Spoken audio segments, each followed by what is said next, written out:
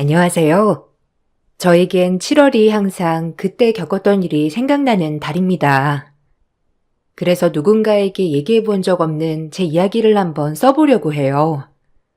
전 30대 여성이에요.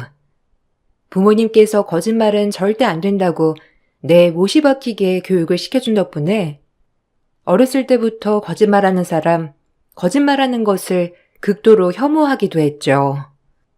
그런 저에게도 대학교를 갓 졸업하고 사랑이 찾아왔어요.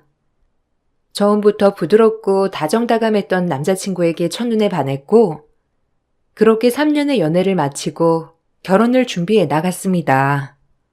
결혼 전부터 시댁에 왕래를 했었기 때문에 시부모님들은 참 좋으신 분들이었어요. 중간에 1년 정도 연락이 안 되시는 해프닝이 있었지만, 남자친구는 시부모님들이 원래 간혹 여행도 자주 다니시는 분들이라고 얘기를 하더라고요. 그래서 그러려니 했어요. 그래도 이렇게 가끔 연락 안 되는 거 보면 걱정되지 않아? 아무리 자기가 아들이라도 그렇지. 부모님한테 관심 좀 가져. 에이, 우리 엄마 아빠가 금실이 좋아서 그래. 그러니까 그냥 신경 쓰지 않아도 돼. 아, 맞다. 너 그때 이거 가지고 싶다고 했지? 어머, 이거 너무 비싼 건데? 이런 거 사지 마. 결혼 준비하느라 돈도 모자랄 텐데. 고마운데 돈 아껴 쓰자. 그래도 너무 고마워. 너한테 이렇게 충분히 할 수 있을 정도는 되니까 너무 걱정 마. 그리고 충분히 돈 아껴 쓰고 있으니까 걱정 안 해도 돼. 그럼 다행이고. 항상 고마워. 너무 받기만 하는 것 같네. 내가 이렇게 받아도 되나? 난 월급이 늘 거기서 거기라서 자기한테 이렇게 못 해주는 것 같아서 미안해. 그러니까 자기도 그만해줘도 돼. 알겠지? 우리 그냥 서로 마음 편한 게 최고라고 생각하자. 남자친구는 부모님의 일은 대수롭지 않은 듯 넘겼고, 늘 저에게 선물을 많이 해주는 남자친구였어요. 처음엔 그런 모습들이 참 많이도 부담이 되었지만, 저에게 아끼지 않고 뭐든 지원해주는 남자친구가 좋을 때도 있었죠. 그래도 결혼을 준비하면서 보니 돈을 쓰는 게 너무 해프더라고요. 그런 남자친구가 걱정이 되어 이제 좀 아껴 쓰자고 당부하던 때였죠. 그렇게 저흰 결혼식을 준비했어요. 저희 부모님들도 남자친구를 참 좋아했기 때문에 결혼은 일사천리로 진행이 되었답니다. 저 역시 이렇게 다정다감한 남자친구를 만난 것이 너무 최고의 선물이라고 생각했어요. 그렇게 행복할 줄만 알았던 나날이었어요. 그래도 서원이 그 정도 학벌의 능력이면 아주 괜찮지. 그리고 무엇보다 다정하잖아. 너랑 아주 잘 어울리는 것 같아. 그래? 그럼 다행이지 뭐. 그래도 성격까지 좋아서 난 이게 더 마음에 들어. 만약 성격이 이상했어봐. 어떻게 만났겠어? 그게 네 복이야. 엄마 봐라. 평생 네 아빠 만나서 이렇게 고생하며 사는 거. 그러니까 넌 행복하게만 살아. 알겠지? 그래도 아빠는 열심히 살잖아. 무뚝뚝해서 그렇지. 엄마도 참. 아빠가 요즘엔 더 잘하려고 하는 것 같은데 좋게 봐줘요. 그렇긴 하지. 그래도 남자는 무조건 곰살 맞아야 돼. 그래야 평생이 행복한 거야. 알겠니? 여자는 사랑도 받아야 하고. 평생 무뚝뚝한 아빠와 사신 엄마는 다정한 남자친구를 굉장히 마음에 들어 하셨고, 저 역시 엄마가 마음에 들어 하시니 제 선택이 옳았다는 걸 증명하는 것 같아 기분이 좋았어요. 전 중학교 선생님을 하고 있었고, 남자친구는 대기업 회사원이었어요. 직장도 번듯하고 연봉도 높았기 때문에 엄마 입장에서는 만족할 만한 사익감이었어요. 그러던 어느 날 한참 결혼을 준비할 때 시어머니와 예물을 보러 가는 일이 있었어요. 시어머니는 늘 밖에 외출을 할 때면 항상 아침 일찍 갔다가 무조건 현금으로 계산을 하시는 분이었죠. 사람 많은 것도 굉장히 싫어하고 공황장애가 있으신 분이었기 때문에 외출을 길게 하지 못하시는 분이었어요. 현대인들이 많이 걸리는 질병이기도 하니 시어머니가 굉장히 안쓰럽더라고요. 얼마나 힘이 들까라는 생각도 들면서 말이에요. 아유, 난 사람 많은 곳은 진짜 싫어해서. 네가 좀 불편하지? 항상 이렇게 아침 일찍 다녀야 하고. 내가 야간 폐쇄성 공포증도 있어서 이해해줘. 너도 쉬는 날 늦잠도 자고 하고 싶을 텐데. 나 때문에 이렇게 매일 일찍 다녀야 하고. 에이, 아니에요. 어머님, 아예 밖에 나가시는 거 힘들면 전 괜찮으니까 굳이 이렇게 안 해주셔도 돼요. 마음만 받을게요. 아니야. 그래도 이렇게 해줘야지 내가. 우리 첫 며느리인데. 내가 다 해주고 싶어서 그래. 우리 선생님 며느리를 볼 줄이야. 내가 어떻게 알았겠어? 아주 우리 아들이랑 잘 어울리는 한 쌍이야. 너무 내가 마음에 들어서 그래. 좋게 봐주셔서 정말 감사해요, 어머니. 제가 이렇게 행복을 누려도 되나 싶기도 하고 기분이 너무 좋네요. 감사합니다. 시어머니는 그렇게 저를 좋아하셨어요. 저도 시어머니가 절 예뻐하시니 참 좋더라고요. 약간 시어머니의 공황장애가 걱정이 되었지만 시어머니는 그렇게 신경 쓸 일이 아니라고 하셨어요. 저도 그냥 그러려니 하기로 했어요. 그러던 어느 날 저희 학교에 저를 찾는 웬 남정네들이 왔더라고요. 교무실에서 절 찾는 사람이 있다고 하길래 누가 날 찾는 거지 하고 놀랐었던 날이었죠. 여태까지 교사로 재직하면서 단 한 번도 이렇게 누군가 말없이 찾아온 적이 없었기 때문에 무슨 일인가 생각부터 들더라고요.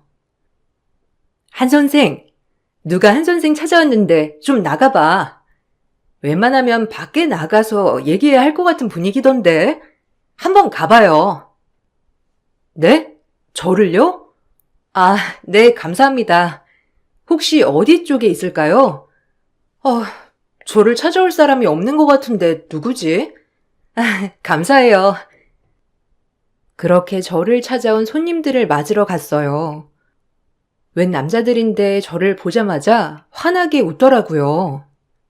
사실 이런 경우가 처음이라 너무 당황스러웠어요. 절 어떻게 찾아왔냐고 하니 제 이름까지 다 알고 저희 시어머니와 시아버지 이름을 대면서 얘기하더라고요. 그 남자들이 입을 여니 전 정말 놀라서 입이 안 다물어졌어요. 어떻게 이런 일이 있을 수 있나 싶으면서 당황스러운 일이었거든요. 한정원 씨? 밀린 돈 받으러 왔어요. 아니, 김계복 씨랑 임숙자 씨 아시죠? 이분들이 저희한테 돈을 꾸고 갚질 않아서 아무리 아들한테 말해도 소용없길래 결혼할 사람 이렇게 무턱대고 찾아왔습니다. 뭐 이해하죠? 오죽했으면 찾아왔겠어요. 네? 아니, 저희 시부모님 되실 분들 이름을 맞는데 어떻게, 일단 저는 들은 적이 없어서 번호 남겨주시고 가면 제가 좀 알아보고 다시 연락드릴게요. 사실 아직 결혼한 사이도 아니라서 좀 당황스럽기 그지없네요. 이런 경우가 처음이기도 하고. 일단 오늘은 여기까지만 하겠습니다. 그리고 번호는 제가 이렇게 남겨드리고 가죠. 알아보실 거 있으면 연락 주세요. 그리고 내가 아가씨 인생 불쌍해서 얘기해 주는 건데 빨리 발 빼요. 네? 참나, 이런 거 자주 쓰는 사람들 굉장히 골치 아파요. 네? 어안이 벙벙하더라고요. 학교에 돈 받으러 왔다는 것도 창피한데 생각지도 못한 일이라 너무 놀랐어요. 그리고 항상 여유 있던 남자친구의 모습이 떠올랐기 때문에 더욱더 이해가 가지 않더라고요. 사실 저희 집보다 남자친구의 집이 훨씬 더 여유가 있는 집이었거든요.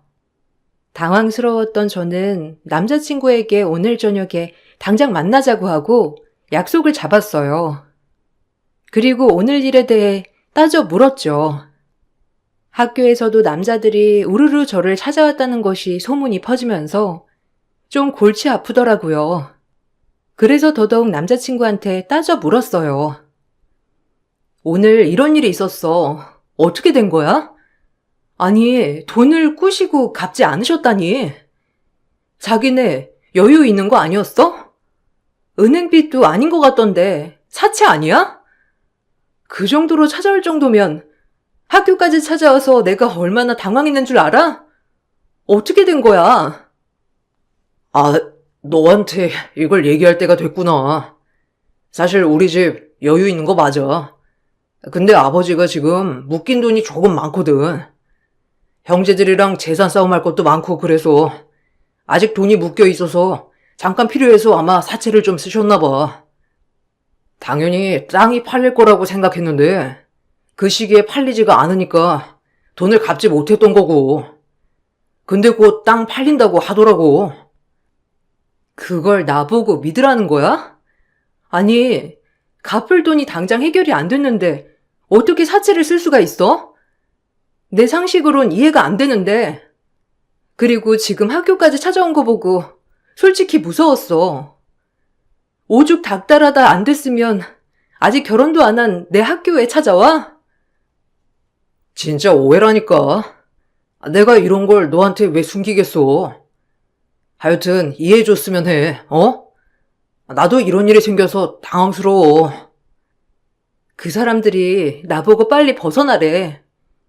자주 사채를 쓰시는 건 아니지? 이번 일 확실하게 해줬으면 해서 그래. 절대 아니야, 진짜. 그 사람들 돈 받으려고 별수작 다 부리는 거 너도 알잖아. 드라마나 영화에서 못 봤어? 그냥 그런 거야. 남자친구가 계속 이해해달라고 하더라고요.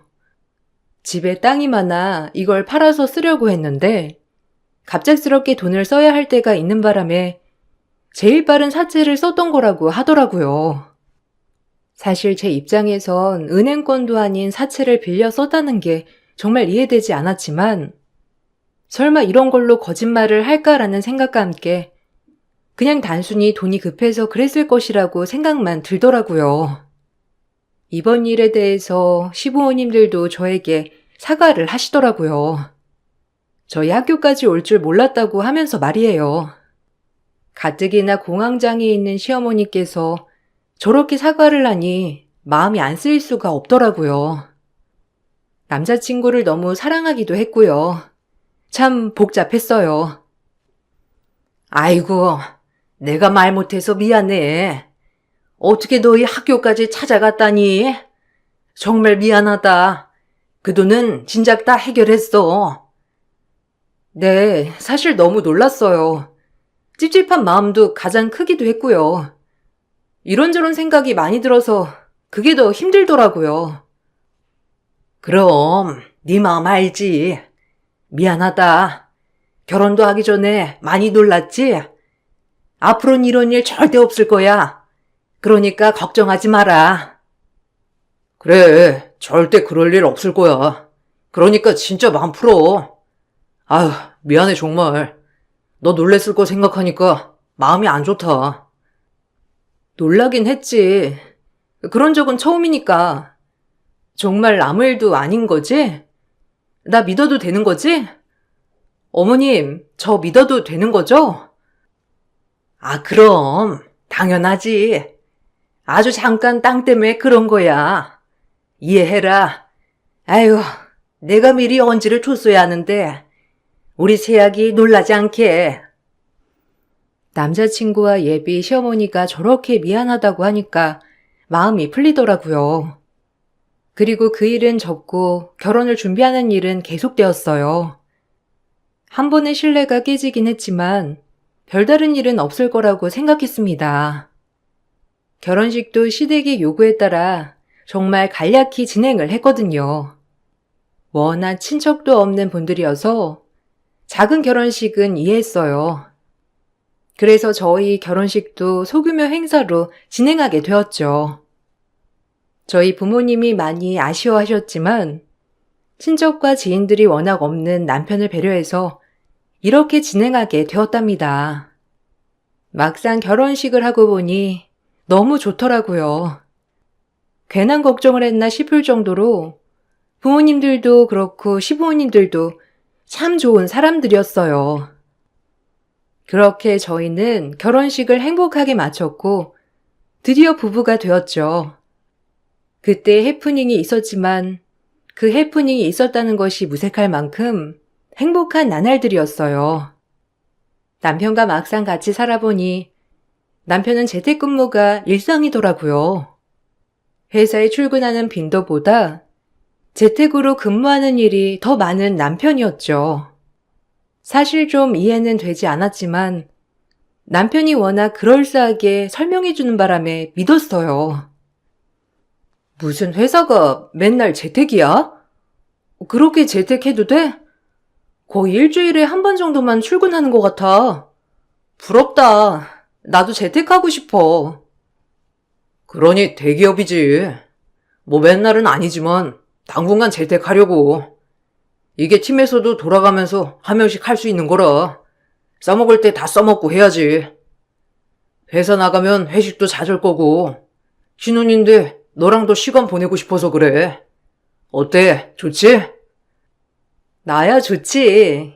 맨날 집에 오면 자기가 저녁도 해놓고 청소도 다 해놓으니까 편하기도 하고 미안하기도 하고.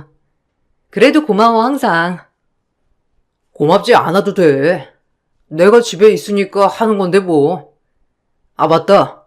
오늘은 저녁 엄마네서 먹기로 했는데 끝나고 엄마네로 올래? 그래 좋지. 그럼 난 바로 학교에서 어머님네로 갈 거니까 자기도 시간 맞춰서 어머님네서 보자. 이따 봐. 집에 누군가가 있다는 게 참 좋긴 하더라고요. 그렇게 그날은 어머님네서 식사를 하기로 한 날이라 일이 끝난 뒤 어머님네로 향했죠. 어머님네는 주택이었는데 공동 현관과 어머님 집만 들어갈 수 있는 현관, 이렇게 두 개로 나눠져 있었어요.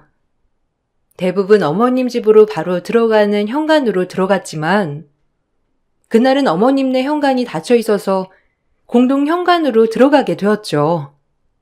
공동 현관은 시댁 아래층 새들어 사는 세입자와 같이 쓰는 현관이었거든요. 그리고 그날 처음으로 세입자를 마주하게 되었어요.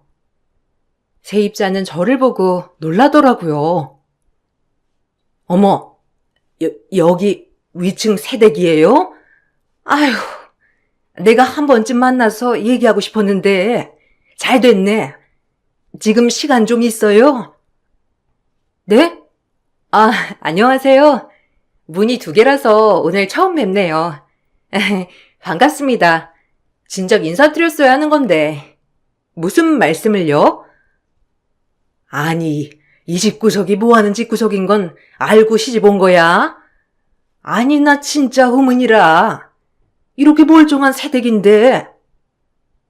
세입자와 얘기를 나누려고 하는데 뒤에서 남편이 들어오더라고요. 세입자는 남편을 보자마자 입을 꾹 다물고 아무 말도 안 하더라고요. 집주인 아들이라 불편해서 그러나 싶었어요. 그리고 저를 보고 할 말이 있다는 게 그냥 이래저래 아주머니니까 뭐 수다나 떠시려고 하나? 라는 생각이 들었고요. 남편은 그 세입자를 보고 다정하게 웃으며 인사를 했고 세입자는 당황했는지 인사를 받고 순식간에 집으로 들어가 버렸어요. 그 모습이 조금 찜찜했지만 그냥 집주인 아들이라서 그런가 보다 하고 생각만 하고 말았죠. 자기 아직 안 들어갔어? 여기 엄마네 문으로 들어오지 왜? 공동 현관으로.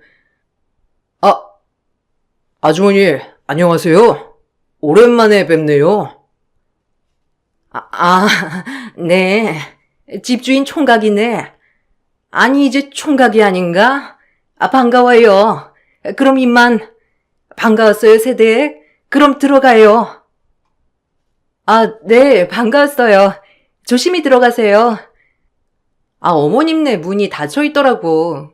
그래서 여기로 들어왔지. 자기 일찍 왔네? 그럼 엄마한테 전화를 하지. 여기는 거의 아랫집에서 쓰는 문이라 우리가 잘 안 써. 앞으로는 여기 현관만 이용해. 남편이 공동 현관문을 쓰지 말라고 해서 아랫집에서 불편해하나 생각했어요. 그리고 난 뒤 시댁에서 밥을 먹었어요. 시댁에서는 제가 공동 현관으로 들어온 것을 아시고 절대 그 문으로 들어오지 말라고 철저히 얘기하시더라고요. 그래도 우리 시댁이 주인집인데 그렇게 말씀을 하니까 좀 의아하기도 하면서 어이도 없더라고요. 공동 현관이 같은 공동인데 왜 그렇게 질색을 하시는지. 어머, 앞으로 혹시라도 우리 문 닫혀 있으면 꼭 전화로 해. 굳이 공동으로 들어오지 말고, 알겠지? 아니, 아랫집 사람들이 예민하단 말이야. 아무래도 우리가 주인집이라도 매너는 지켜줘야지. 그래도 몰랐으니까 이제 알아두렴. 네? 아, 근데 그렇게 기분 나빠하시지 않던데요? 그래도 뭐 알겠습니다. 참고할게요. 어머, 맛있는 거 많이 하셨네요. 그럼 오늘 이것저것 많이 했지. 많이 먹고 가렴. 우리 정원이가 이렇게 며느리가 된 게 아직도 실감이 안 난다니까. 그날 그런 일은 있었지만 좋은 날이었어요. 그리고 그렇게 신혼생활은 계속되었죠. 그래도 8개월 정도 결혼 생활을 유지하는 동안 별다른 일은 없었어요. 남편이 재택을 오래 한다는 점이랑 시댁에는 꼭 어머님 요청이 있을 때만 간다는 점 말고는 말이죠. 오히려 시댁에 자주 가지 않아도 되니 편하기도 했고요. 그러던 중 명절이 다가왔습니다. 그날 남편은 급성 두드러기로 인해 응급실에 다녀온다고 하였고 저 혼자 시댁에 먼저 가기로 했어요. 남편이 걱정되긴 했지만 첫 명절이기도 하니 먼저 갔어요. 하지만 그날 너무 일찍 간 것인지 역시나 어머님네 현관은 닫혀 있었고 공동 현관만 열려 있더라고요. 그냥 빨리 들어가자는 마음으로 공동 현관으로 들어가게 되었어요. 그러다 시댁 아래층 살던 세입자를 다시 한번 마주치고 말았어요. 그 세입자는 저번이랑 다르게 좌우를 살피더니 절 보자마자 그날은 얘기를 하더라고요. 순간 그 얘기를 듣고 소름이 돋았어요. 아유, 돌았네, 돌았어. 아, 왜 이런 집에 시집을 와? 내가 그때는 말 못했는데 오랜만에 보니까 꼭 이 말은 해주려고 했어요. 저 집이 뭐 하는 집인 줄이나 알아? 아가씨 아무것도 모르는 것 같아서 내가 말해주는 거야, 응? 얼른 내 말 듣고 정신 차려, 아가씨. 세입자의 말을 듣자마자 온몸에 소름이 쫙 끼치더라고요. 전 그 길로 시댁에 올라갔어요. 그리고 시댁 식구가 옹기종기 모여있는 8인 가족 침상을 휙 젖히자 순간 집안 전체가 풍비박산 나더라고요. 제가 일찍 온 걸 모르는 시댁 식구들은 그 이불 속에서 돈을 세고 있더라고요. 출처를 모르는 돈을 말이죠. 어머님은 그걸 황급히 숨기려고 급급하셨고요. 너무 놀랐어요. 그리고 제가 침상을 젖히자 그 돈들을 화들짝 숨기며 이 상황을 무마하려고 하셨습니다. 그것만 봐도 이 돈은 절대 깨끗한 돈이 아님을 알 수 있었어요. 사실 세입자가 얘기해준 이야기는 이 집구석은 시아버지부터 시어머니까지 모두가 사기꾼이라는 거였어요. 이 동네 사람들한테는 물론이고 친한 지인들, 친척들한테까지도 다 사기를 치고 지금은 전과자로서 모든 신용을 잃었다고 했죠. 지금도 또 이런 현금 더민들만 봐도 어디서 사기를 치고 온 것인지 모를 돈들이었어요. 학교 교사인 저는 정말 이해가 가지 않더라고요. 끔찍했고요. 이게 다 뭐예요? 전자발찌? 아니, 전자발찌도 전자발찌인데 어머님이 사기로 전가 8범에 아버님은 폭행죄에 사기죄로 12번 맞나요? 중간에 연락 안 됐던 것도 다 깜빵 들어갔다가 나온 거고요. 아, 어머님, 공황장애가 그때 생긴 거라면서요? 누가 그러니? 아니, 어떻게 그런 말을 입에 담아? 어? 누가 그래? 누가 우리가 범죄자 집안이라고 그래? 다 들었어요. 정말 충격이네요. 여기 아랫집 아주머니가 돈이 없어서 여기 살고 있는 거라는데 본인들도 마주치기 싫을 정도로 소름 끼친다고 하던데 저 이런 집안인 줄 알았으면 결혼 절대 안 했을 거예요. 서원 씨도 다 아는 얘기죠? 기가 막혀. 그래서 뭐 어쩌라고? 우리 집안이 이런 집안인데 어쩌라는 거야? 그리고 넌 뭐 깨끗한 줄 알아? 사람이 살다 보면 좀 사기도 치고 이러고 사는 거지. 그리고 우리 남편 아주 억울하게 그때 성범죄로 몰려서 간 거야. 알아? 우리 남편은 죄 없다고. 인간이 이렇게 뻔뻔해서야 어떻게 그렇게 살 수 있죠? 이렇게 모든 걸 안 이상 전 절대 이 집이랑 못 살아요. 예, 우리 말 좀 들어봐. 덜어서 뭔지 안 나는 사람 있니? 응? 그냥 우리 과거라고 생각해 주렴. 우리 이제 그런 건 안 해. 뭘 안 해요. 최근에 연애 때 연락 안 됐던 것도 깜빵 갔다 온 거라던데. 아직도 정신 못 차린 거지. 부모의 아들에 아주. 전 여기서 더 이상 들을 필요가 없을 것 같아 집으로 향했습니다. 그리고 남편에게 득달같이 따지기 시작했어요.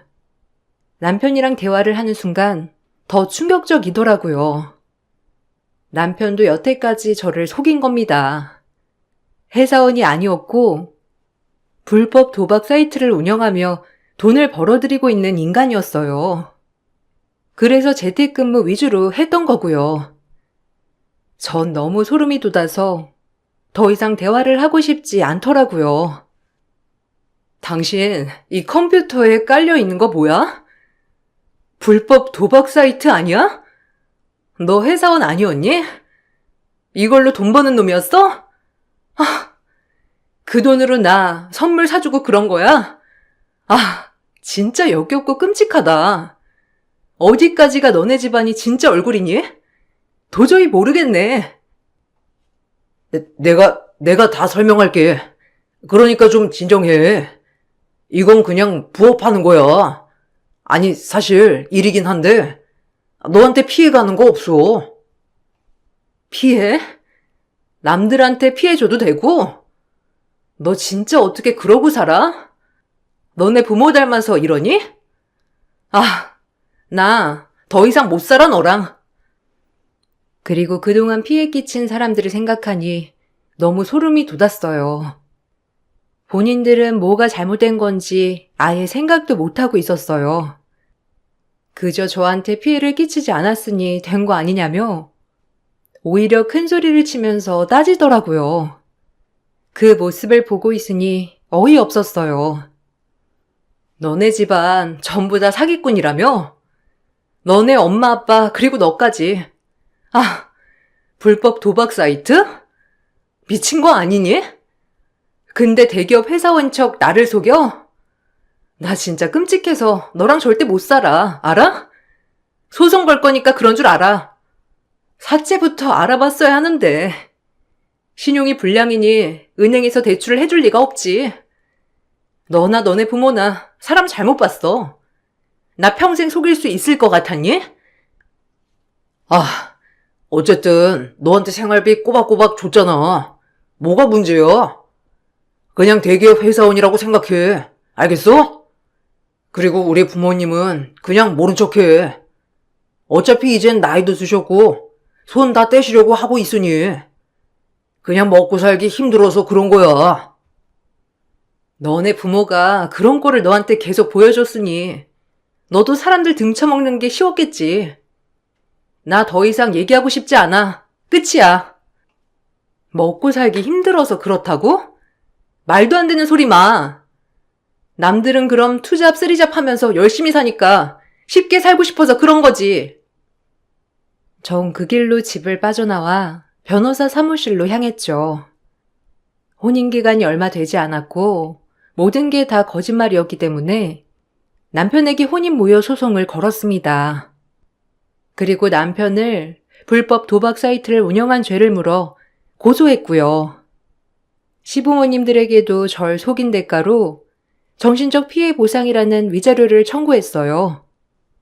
그들을 마주하는 게 손이 벌벌 떨리고 무서웠지만 모든 걸 바로잡고 싶었거든요. 그리고 정말 충격이었습니다. 그렇게 흉악범들의 집안이 내 시댁이었다고 생각을 하니 정말 치가 떨리고 끔찍하더라고요. 남편에게 소송이 들어가면서 시댁 부모들도 조사를 받았어요. 엎친 데 덮친 격 시댁 부모들은 지금도 어디 지역에서 고로쇠물이 나온다며 순진한 시골 노인들을 상대로 현금을 뜯어내고 있었더라고요. 정말 갱생불가한 인간들이었어요. 이걸로 조사가 들어갔어요. 이놈들 아주 악질인데요? 성과가 이렇게 많은데 지금 또 사기를 치고 있다니. 그 현금 모두가 다 시골 아무것도 모르는 노인들한테 뜯어낸 돈이더라고요.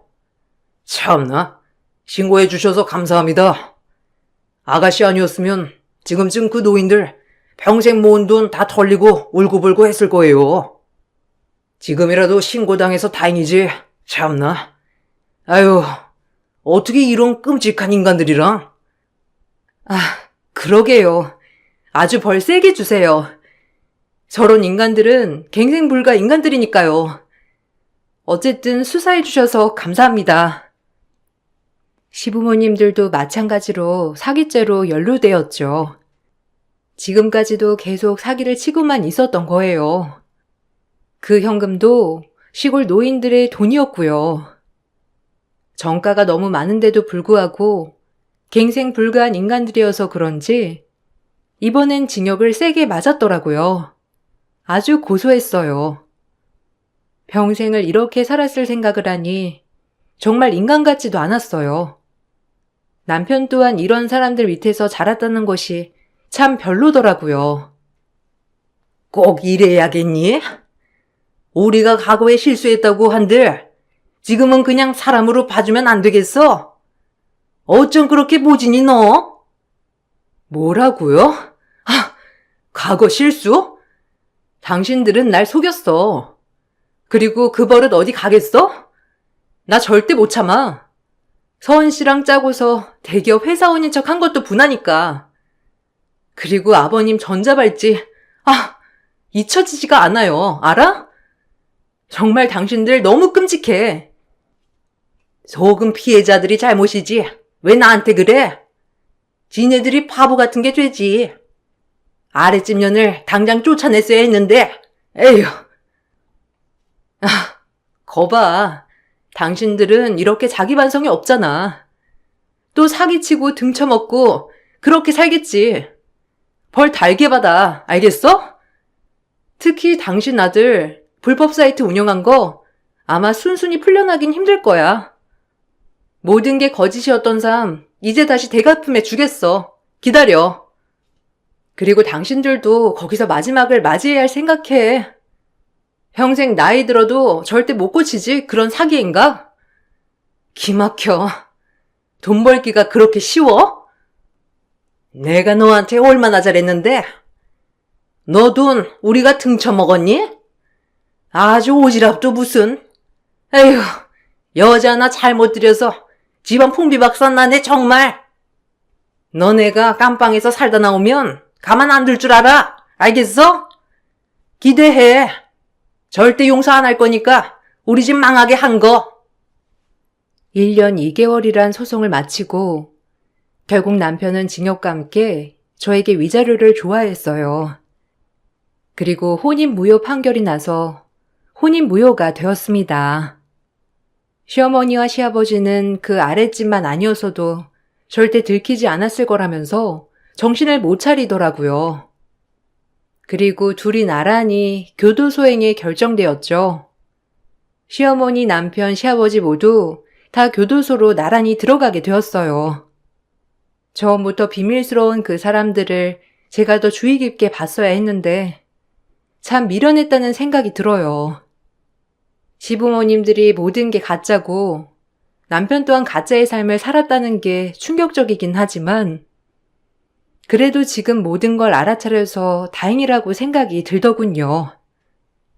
꼭 이래야겠냐? 꼭 날 이렇게 쳐넣으니까 행복해? 난 너한테 그래도 최선을 다하려고 했는데 너무한다 정말. 뭐? 최선? 남들 등쳐먹으면서 나한테 잘하면 뭐하니? 그리고 너네 부모가 그런 사람이었더라도 너마저는 진실한 사람이었으면 이렇게까진 안 했을 거야. 그런데 넌 날 기만했어. 그냥 벌 받아. 그리고 다신 찾지 마. 그리고 출소하면 제발 선량하게 살길 바란다. 알겠어? 너네 부모님한테도 제발 그렇게 살지 말라고 해. 알겠니? 정말 끔찍하다. 지금 이 순간도. 속는 사람이 바보지. 내가 왜 죄냐고. 편하게 사는 것도 죄야? 남들은 나처럼 못 살아. 알아? 내가 똑똑해서 그런 거라고. 너처럼 못 사는 게 아니고 안 사는 거야. 알아? 남한테 피해 끼치고 사는 너네 같은 인간들처럼 안 사는 거라고. 양심적으로. 양심에 밥 먹여주냐? 잘 먹고 잘 사는 게 중요하지. 참나. 하여간 유별을 떨어요. 그래. 나도 너처럼 답답한 인간은 사절이야. 미친놈.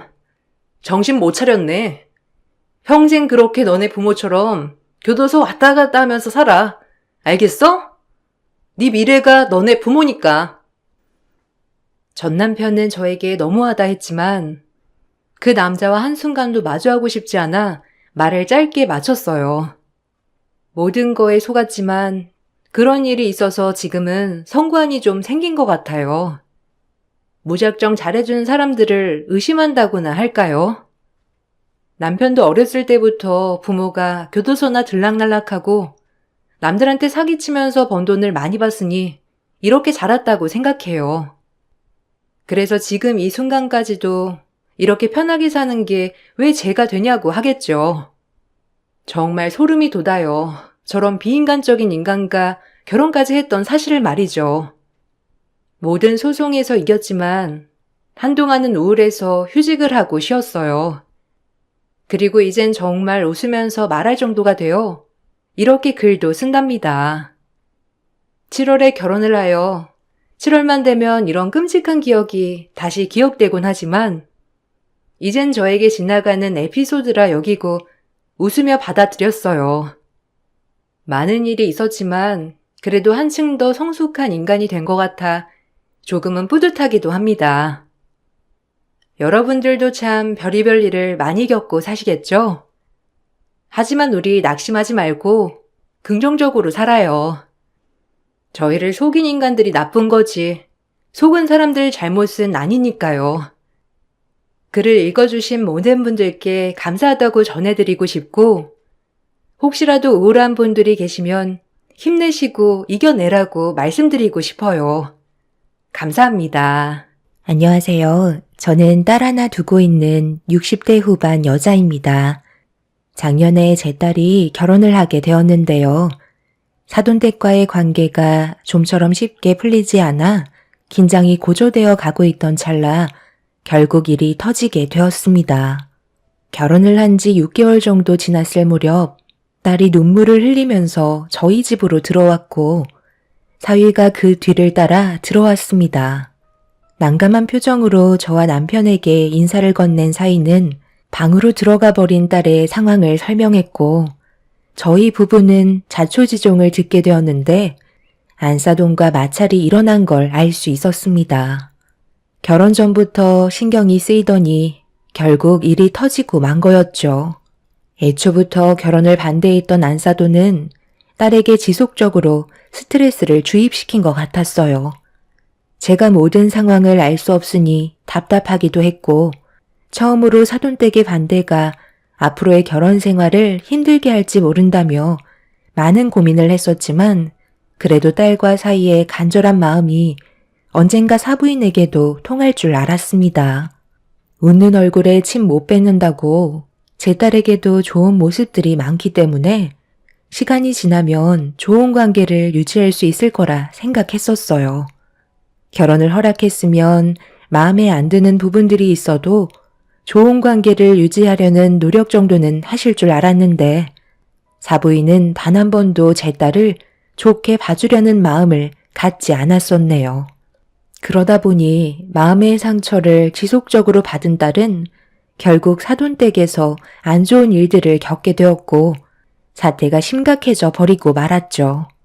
사위가 중간에서 노력을 안 한 것도 아닌데 자기 아들을 봐서라도 좋은 관계를 형성하고 살면 될 것을 왜 이렇게 모난 행동을 하는 건지 이해할 수가 없었습니다.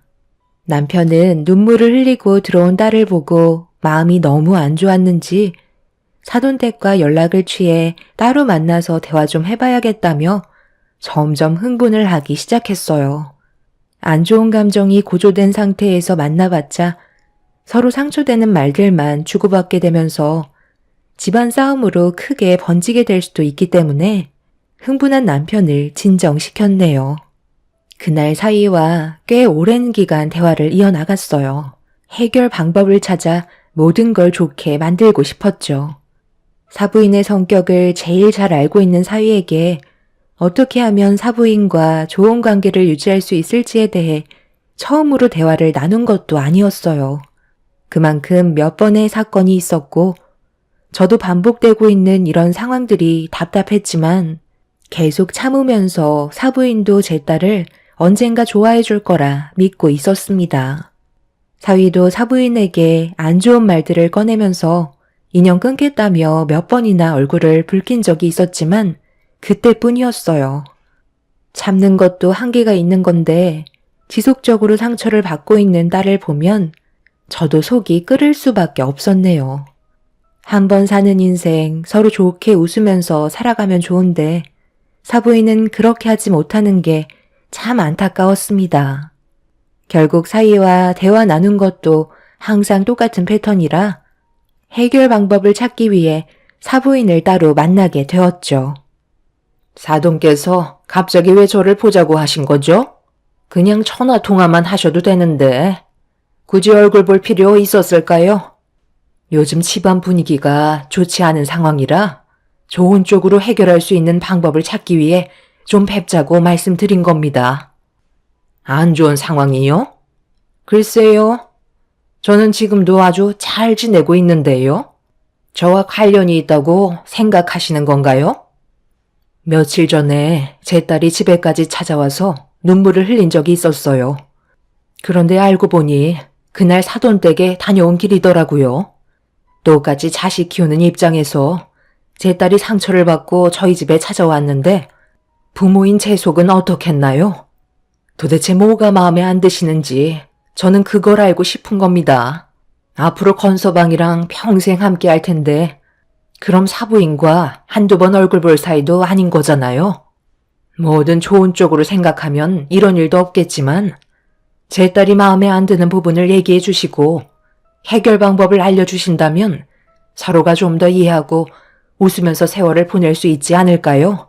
저도 그렇고 사돈도 적은 나이도 아닌데 이런 문제로 언제까지 얼굴 붉힐 수는 없는 노릇이잖아요. 양가 집안 더 큰 상처를 받기 전에 해결하고자 이렇게 얼굴 뵙자고 한 겁니다. 무슨 말을 하시는지 대충 이해는 갑니다만 저는 며느리한테 딱히 안 좋은 감정은 없는데요. 그냥 본인이 많이 부족해서 그런가 보죠. 저는 대놓고 뭐라고 한 적도 없을 뿐더러 일부러 상처를 주려고 부려먹은 적도 없습니다.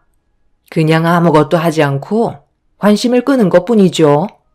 애초부터 마음에 들지 않은 며느리감이 저희 집에 들어왔는데 제가 뭘 바라겠어요? 그래서 아예 관심을 끊어버린 건데 그게 잘못된 건가요? 오히려 며느리 꼴 보기 싫다고 잔소리 해대가면서 온갖 상처되는 말들을 퍼부으는 것보다 저는 이게 훨씬 낫다고 생각하는데요. 어쩔 때는 무관심이 좋을 때도 있는 거예요. 무관심이 더 큰 상처를 줄 수도 있는 거죠. 아예 며느리로 받아들이지 않겠다는 거니 신경조차 쓰지 않겠다는 거잖아요. 투명인간 취급하고 있는데 제 딸이 당연히 상처를 받겠죠. 사돈은 이런 관계 유지가 최선이라고 생각하시는 건가요? 저는 무관심이 답이라고 생각하고 행동하고 있는 겁니다. 쓸데없이 감정 소모하고 싶지도 않고 괜히 스트레스 받아서 혈압 올라가느니 아무것도 안 시키고 말도 안 걸고 제 아들만 챙기면 아무 일도 일어나지 않는데 굳이 마음에도 없는 정을 줄 필요는 없잖아요. 사돈께서도 지금까지 인생을 살아오시면서 만나왔던 사람들이 전부 마음에 들었던 적은 없잖아요. 그러니까 지금 사돈께서 하시는 말씀은 앞으로도 제 딸은 며느리로 인정해 줄 일은 조금도 없다는 말씀이신 거죠? 같은 연배이시다 보니 눈치가 빠르시네요. 아시잖아요. 애초부터 며느리로 받아들이고 싶지 않았는데 제 아들이 좋다고 해서 어쩔 수 없이 결혼 허락한 겁니다. 아들을 위해서 그런 거지 며느리로 인정한 건 아니죠. 해결 방법을 찾으실 생각이면 미련 버리시는 게 좋겠네요. 저는 한 번 아닌 건 눈에 흙이 들어와도 아니거든요. 안사돈과 대화를 주고받으면서 해결 방법을 찾으려 했지만 좋은 관계를 유지하기는 힘들어 보였습니다. 아무것도 하지 못한 채 사돈을 돌려보낸다면 쳇바퀴 돌아가듯 똑같은 상황이 반복이 될 것 같아 그 자리에서 확실하게 제 의사를 밝히게 되었고 제 말을 듣고 있던 사돈의 얼굴은 점점 굳어지고 있었네요. 말이 끝나자마자 열을 올리기 시작했고 결국 안 좋은 대화를 주고받았습니다. 그래도 결혼을 했으면 기본적인 건 당연히 해야 되는 건데 그런 것들을 전부 다 생략하겠다는 건 저로선 받아들이기 힘듭니다. 왜 받아들이기가 힘드신지 모르겠네요. 어차피 투명인간 취급하는데 뭐하러 사돈댁에 들리나요? 차라리 아무것도 하지 않는 게 오히려 스트레스 덜 받는 일 아닌가요? 제 딸이 괜히 사돈댁에 들어가서 아무것도 하지 않고 서 있으면 계속 그걸 보게 될 텐데 얼마나 불편하고 싫으시겠어요? 대화조차 섞지 않으신다면서요. 그러니까 애초부터 사돈댁에 발을 들이지 않는 게 서로에게 좋다고 말씀드리는 거예요. 저도 집안 행사가 있어도 사이를 집으로 불러드리지 않을 테니 사돈께서도 어떠한 이유에서라도 제 딸과 사이를 집안으로 부르시는 일은 안 해주셨으면 좋겠어요. 그래야 양가 집안에 평화가 찾아올 것 같습니다. 어차피 며느리로 인정해주지 않는다면 굳이 사돈댁에 들어가 잡일을 도울 필요는 없죠. 며느리 때문에 제 아들 얼굴도 못 본다는 거예요? 차라리 며느리만 빼고 제 아들만 따로 보도록 하겠습니다. 그건 안 되죠. 부부는 결혼을 하는 순간부터 일심동체예요. 어떠한 일을 하더라도 함께 해야 된다고요. 나로 불러서 만나실 거면 애초부터 결혼은 허락하지 마셨어야죠. 머리채를 뜯어서라도 말리셨어야 하는 거 아닌가요?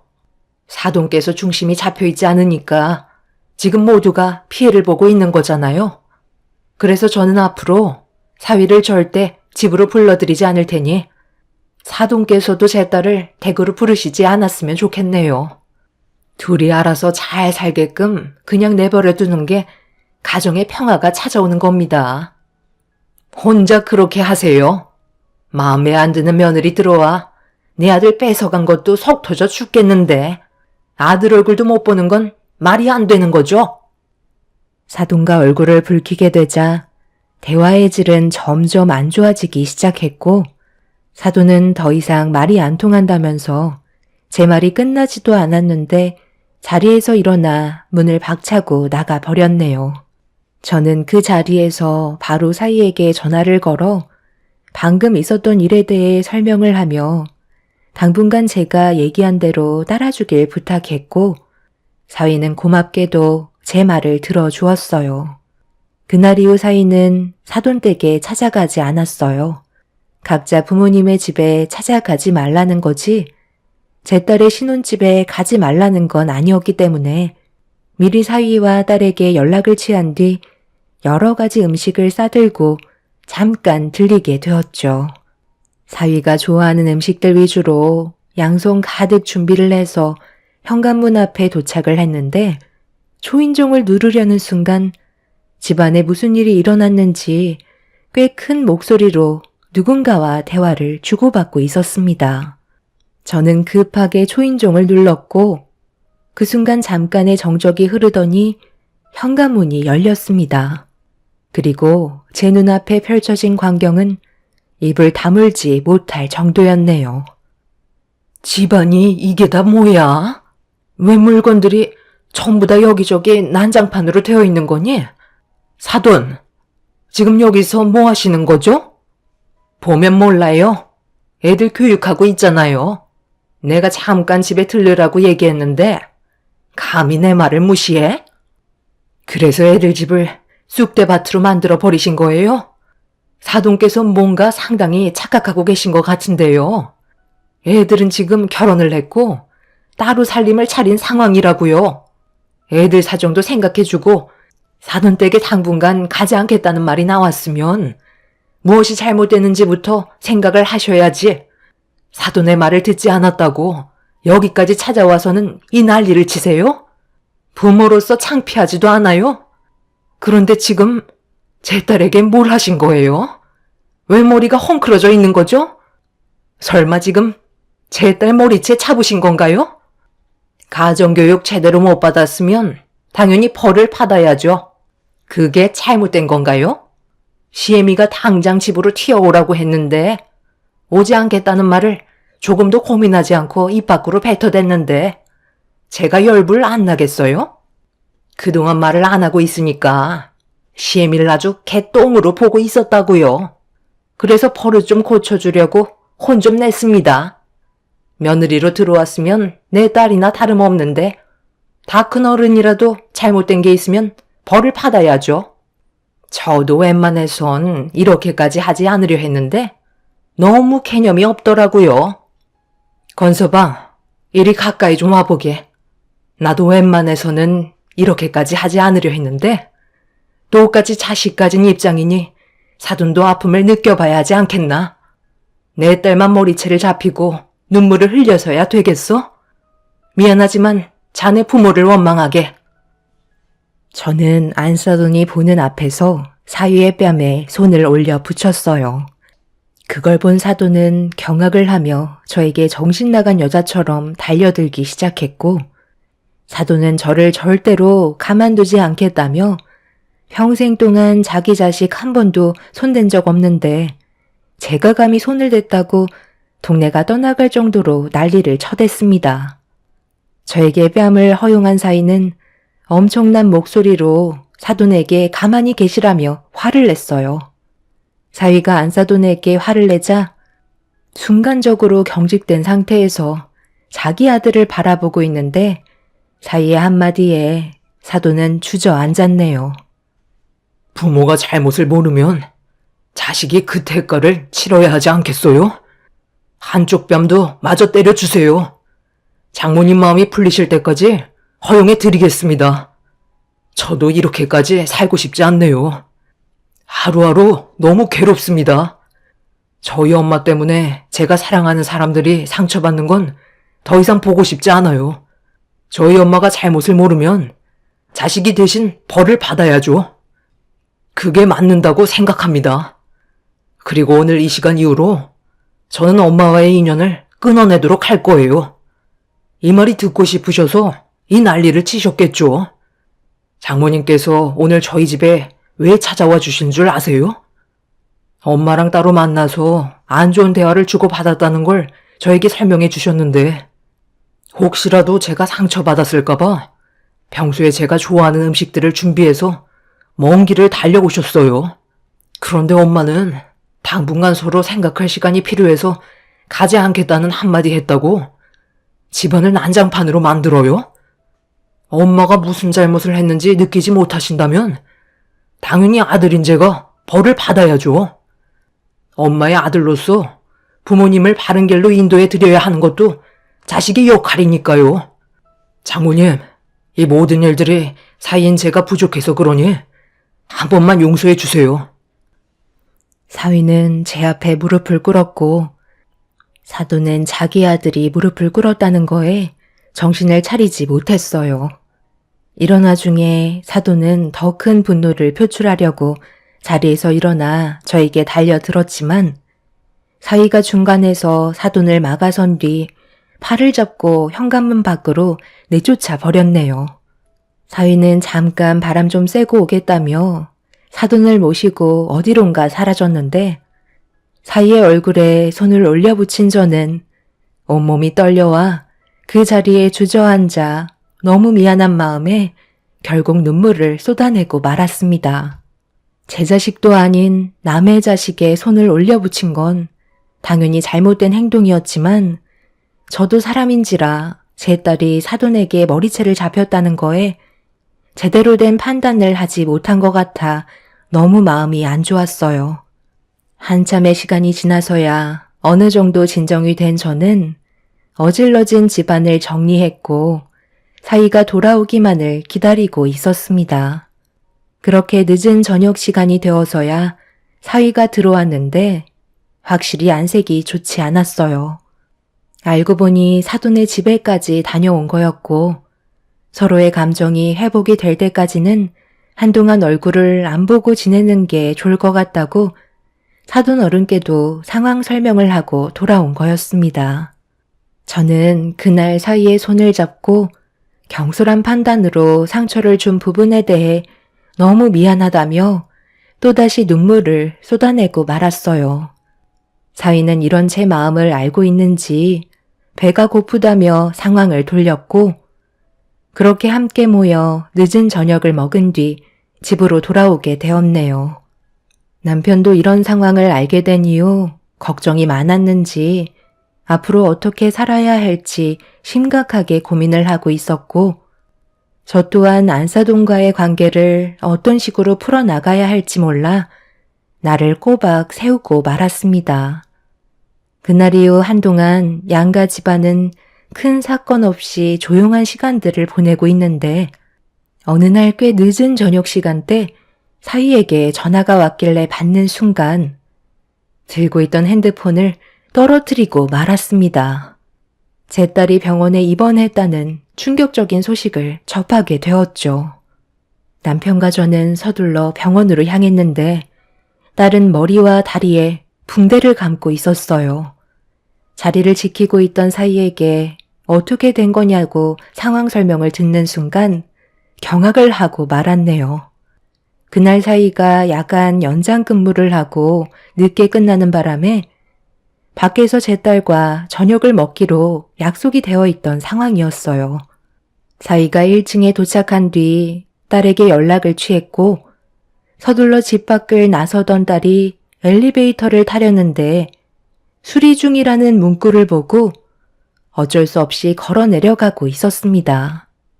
그런데 누군가 뒤에서 딸을 일부러 밀었다는 충격적인 말을 듣게 되었죠. 사위는 경찰에게 신고를 해놓은 상태라 곧 잡힐 거라고 얘기했지만 계단에는 CCTV가 없어서 누가 범행을 저질렀는지 알아내기가 쉽지 않은 상태였어요. 문제는 딸은 넘어지는 순간부터 기억을 하지 못하고 있었습니다. 이 소식을 듣게 된 사돈댁도 병원을 찾아왔고 누워있는 제 딸을 마주한 안사돈이 한마디 거들었네요. 그간 행실이 안 좋았으니까 이런 일을 당하는 거지? 다른 이유가 있겠어? 골절된 부분이 붙으려면 앞으로 몇 달간 움직이지도 못한다는데 그럼 그동안 내 아들이 수발을 들어줘야 한다는 건데 나는 또 그 꼴은 못 볼 것 같네. 머리도 다쳤다면서? 이상은 없다지만 앞날은 아무도 모르거든.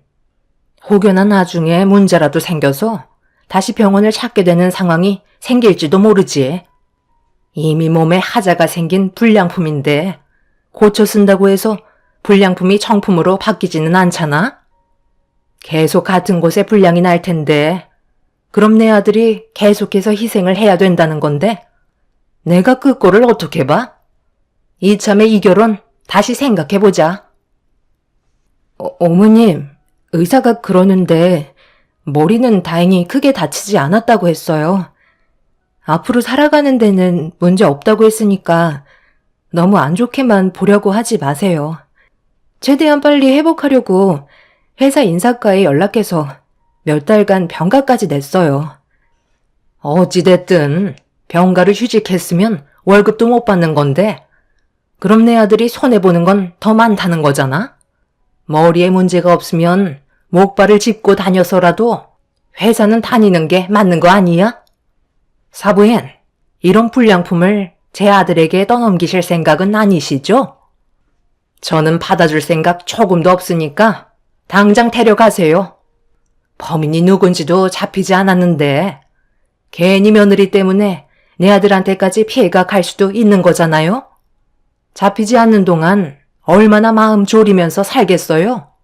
저는 불안해서 제 아들을 며느리 옆에 두지 못할 것 같네요. 처음에 인사 올 때부터 마음에 안 들더니 결국 이 사단이 벌어졌구먼. 이래서 여자의 촉은 무시할 수 없는 거라니까. 아들, 엄마가 뭐라고 그랬니? 첫인상에서부터 얼굴빛이 어두운 게 안 좋은 기운을 몰고 다닐 것 같다고 했지? 한바탕 난리가 난 그때의 일을 벌써 잊은 건지 안사돈은 거침없이 막말을 뱉어대고 있었습니다. 저는 그 모습을 지켜보면서 사람으로 대할 상대가 아니라는 걸 확실하게 느낄 수 있었네요. 제 딸을 불량품이라고 얘기하는 사돈을 가만두고 싶지 않았어요. 남편도 안사돈을 바라보면서 말이 너무 지나친 것 같다며 화를 내기 시작했네요. 사돈의 얼굴만 마주하면 화를 불러일으키는 이런 상황들이 너무 싫었고 사돈 어른께서 힘들어하는 제 딸을 보고 대신 머리 숙여 용서를 구한 뒤 서둘러 자리를 피하셨습니다. 그제서야 조용해진 병실은 침묵만 흘렀고 사위는 저와 남편의 눈치를 보면서 제 딸 옆을 지키고 있었네요. 그날 이후 범인을 잡기 위해 경찰들은 발빠르게 움직이고 있었지만 사각지대에서 벌어진 일이라 수사는 쉽지 않았습니다.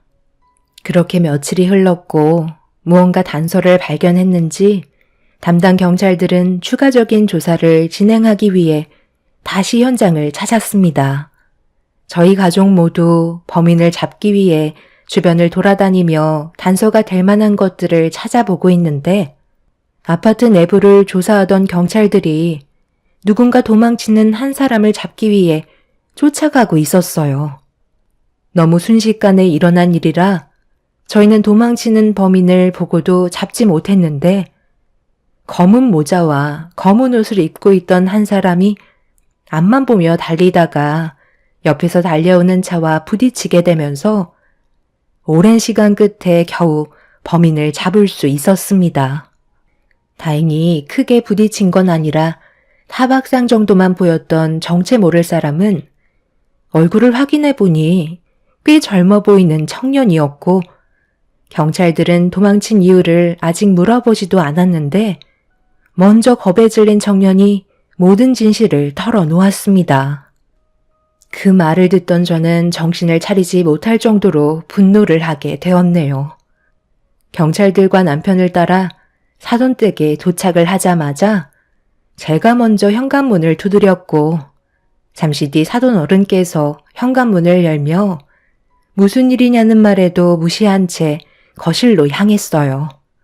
사돈댁은 점심을 먹고 있었는지 떡국상이 차려져 있었고 저를 보면서도 아무렇지도 않게 식사를 하고 있는 안사돈에게 달려가 떡국상을 사정없이 사돈 쪽으로 던져버렸고 머리채를 잡아 흔들며 난리를 치고 말았네요. 이미 저는 그 누구도 말릴 수 없을 정도로 분노한 상태였고 남편과 경찰분들이 저와 안사돈을 겨우 떨어뜨려 놓았네요. 갑자기 찾아와서 예의 없게 이게 무슨 짓이야? 마침 경찰에 연락하려던 참이었는데 잘 됐네. 당장 저 사람 좀 잡아가세요. 잡아갈 사람은 당신이지. 어떻게 내 딸에게 그런 끔찍한 일을 저지를 수가 있는 거야? 그쪽이 사주했다며? 청년에게 돈을 주고 시켰다면서? 그쪽이 아파트에 직접 들어와서 내 딸에게 해코지하면 발각될 게 뻔하니까 아파트에 사는 청년에게 꽤 많은 돈을 주고 시킨 거라고 전부 다 들었다고. 더군다나 그 청년이 엘리베이터 수리기사라 이용해 먹기 딱 좋았겠지. 어떻게 사람의 탈을 쓰고 그런 끔찍한 일을 저지를 계획을 세운 거야? 당신이 그러고도 사람이야? 내가 절대 가만두지 않을 거라고. 그러게, 내가 뭐라고 그랬어? 앞으로 조심하는 게 좋을 거라고 했잖아. 감히 내 아들에게 손을 올려붙여? 그러고도 무사할 줄 알았어? 세상 떠났어야 했는데 너무 아쉽네. 일 처리만 깔끔하게 됐어도 후회는 없었을 텐데. 그 엘리베이터 기사가 생각보다 좀 맹한 것 같더라고. 그러니까 나를 왜 건드려? 사람 봐가면서 행동해야지. 내가 이번 일로 끝날 것 같아? 콩밥 먹고 나오면 그때 다시 한번 보자고. 나는 이미 붙잡힐 걸 각오하고 계획한 사람이야. 안사돈은 이미 사람이 아니었어요. 정상적인 모습은 전혀 찾아볼 수 없었고 이 소식을 듣게 된 사이는 급하게 사돈댁에 도착해선 경찰분들에게 붙잡혀가는 사돈의 모습을 보며 상당한 충격에 빠졌는지 입을 다물지 못하고 있었습니다.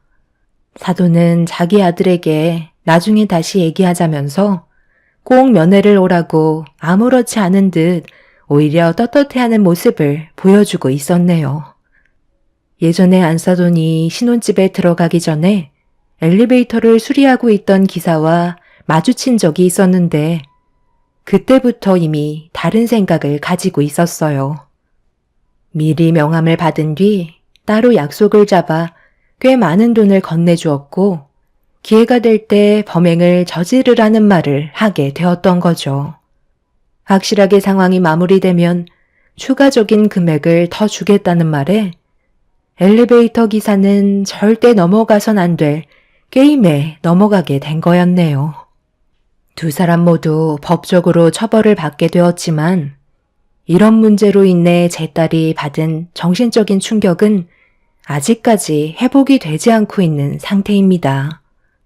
문제는 사돈이 아직까지 자기가 뭘 잘못했는지 전혀 받아들이지 않고 있네요. 이 사실을 전부 알게 된 사돈 어른은 사위와 제 딸의 안전을 위해 관계를 정리했지만 5년의 징역을 받은 그 사람이 나중에 다시 세상 밖으로 나온다는 게 더 큰 문제이네요. 그 전에 저희 가족에게 피해가 가지 않게 다른 방법을 생각하고 있습니다. 두 번 다시 마주치지 않길 바랄 뿐이네요. 그 사람이 저지른 잘못에 대해 나중에 전부 다 되돌려 받았으면 좋겠습니다. 제 사연을 들어주신 분들, 오늘 하루도 평안하신가요? 여러분들의 삶에 언제나 웃음이 가득하시고 가족 간의 관계에 끊임없는 행복이 함께 하시길 바랍니다. 감사합니다. 안녕하세요. 광명시에 살고 있는 53살 남성입니다.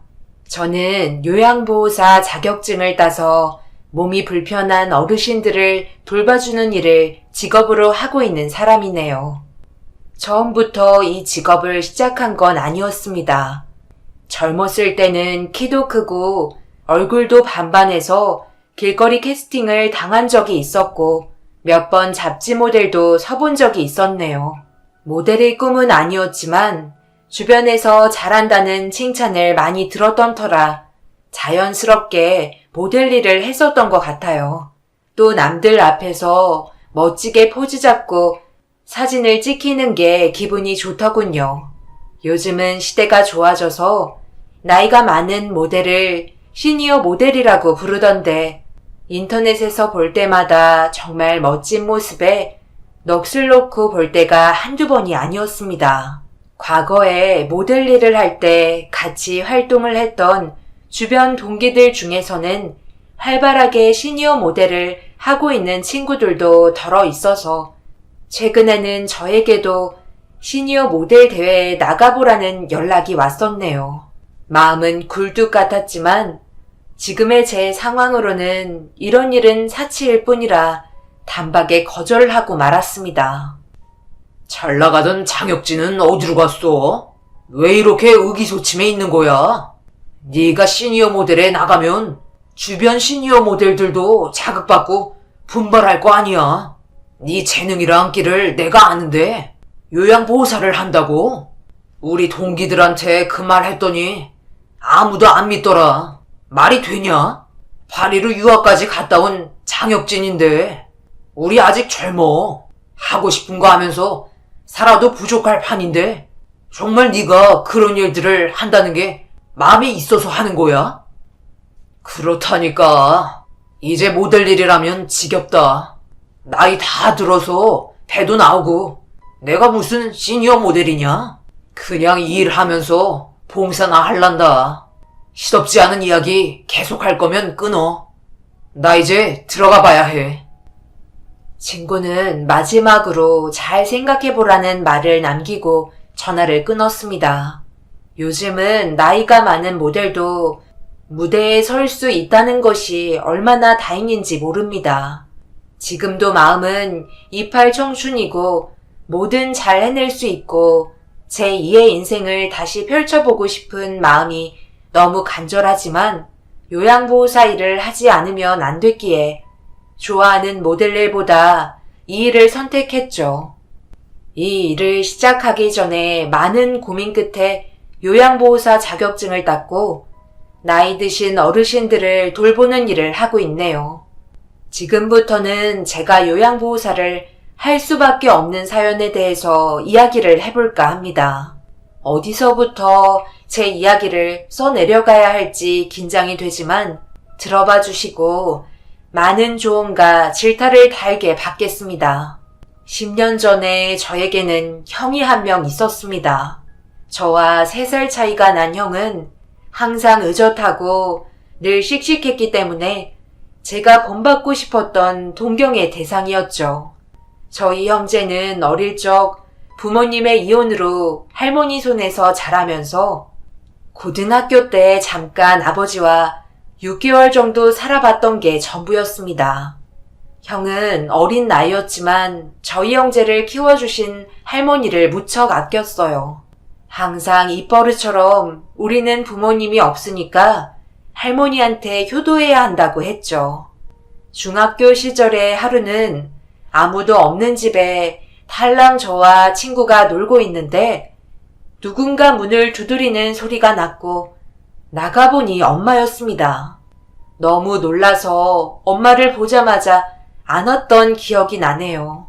그런데 엄마는 뭔가 쫓기는 사람처럼 급하게 할머니 방으로 들어가더니 할머니 방에서 금반지와 금 목걸이 한 쌍을 들고 나가려는 거였어요. 뭔가 잘못된 것 같아 나가려는 엄마의 손을 잡았는데 엄마는 제 손을 뿌리치며 놓아달라고 사정을 했습니다. 이렇게 엄마를 놓으면 영원히 끝일 것 같아 절대 놓아주지 않으려고 안간힘을 쓰고 있는데 갑자기 엄마가 저를 안아주면서 미안하다고 엄마 없이도 앞으로 멋지게 잘 자라라는 말을 하면서 손에 힘을 꽉 준 제 팔을 조심히 떼고 미안하다는 말을 남긴 채 집을 뛰쳐나갔네요. 넋놓고 엄마의 뒷모습을 바라보고 한참을 펑펑 울었습니다. 그날 밤 할머니에게 차마 모든 걸 말할 수 없어서 입을 꾹 닫고 울기만 했더니 할머니는 우는 저를 다그치기 시작했어요. 또 도둑이 가져간 거라는 제 말을 믿지 않으셨죠. 혁진이는 끝까지 누가 할머니 금에 손댔는지 말 안 하겠다는 거지? 이래서 내가 너희들 안 맞겠다고 한 거다. 귀하게 키워주면 뭐하니? 어차피 할미보다는 나준 엄마한테 쪼르륵 할 거면서 내가 무슨 복에 너희들을 맡아서 이 고생인지 모르겠다. 짐승도 은혜는 갚을 줄 알아 이놈들아. 보기 싫으니까 방으로 들어가라.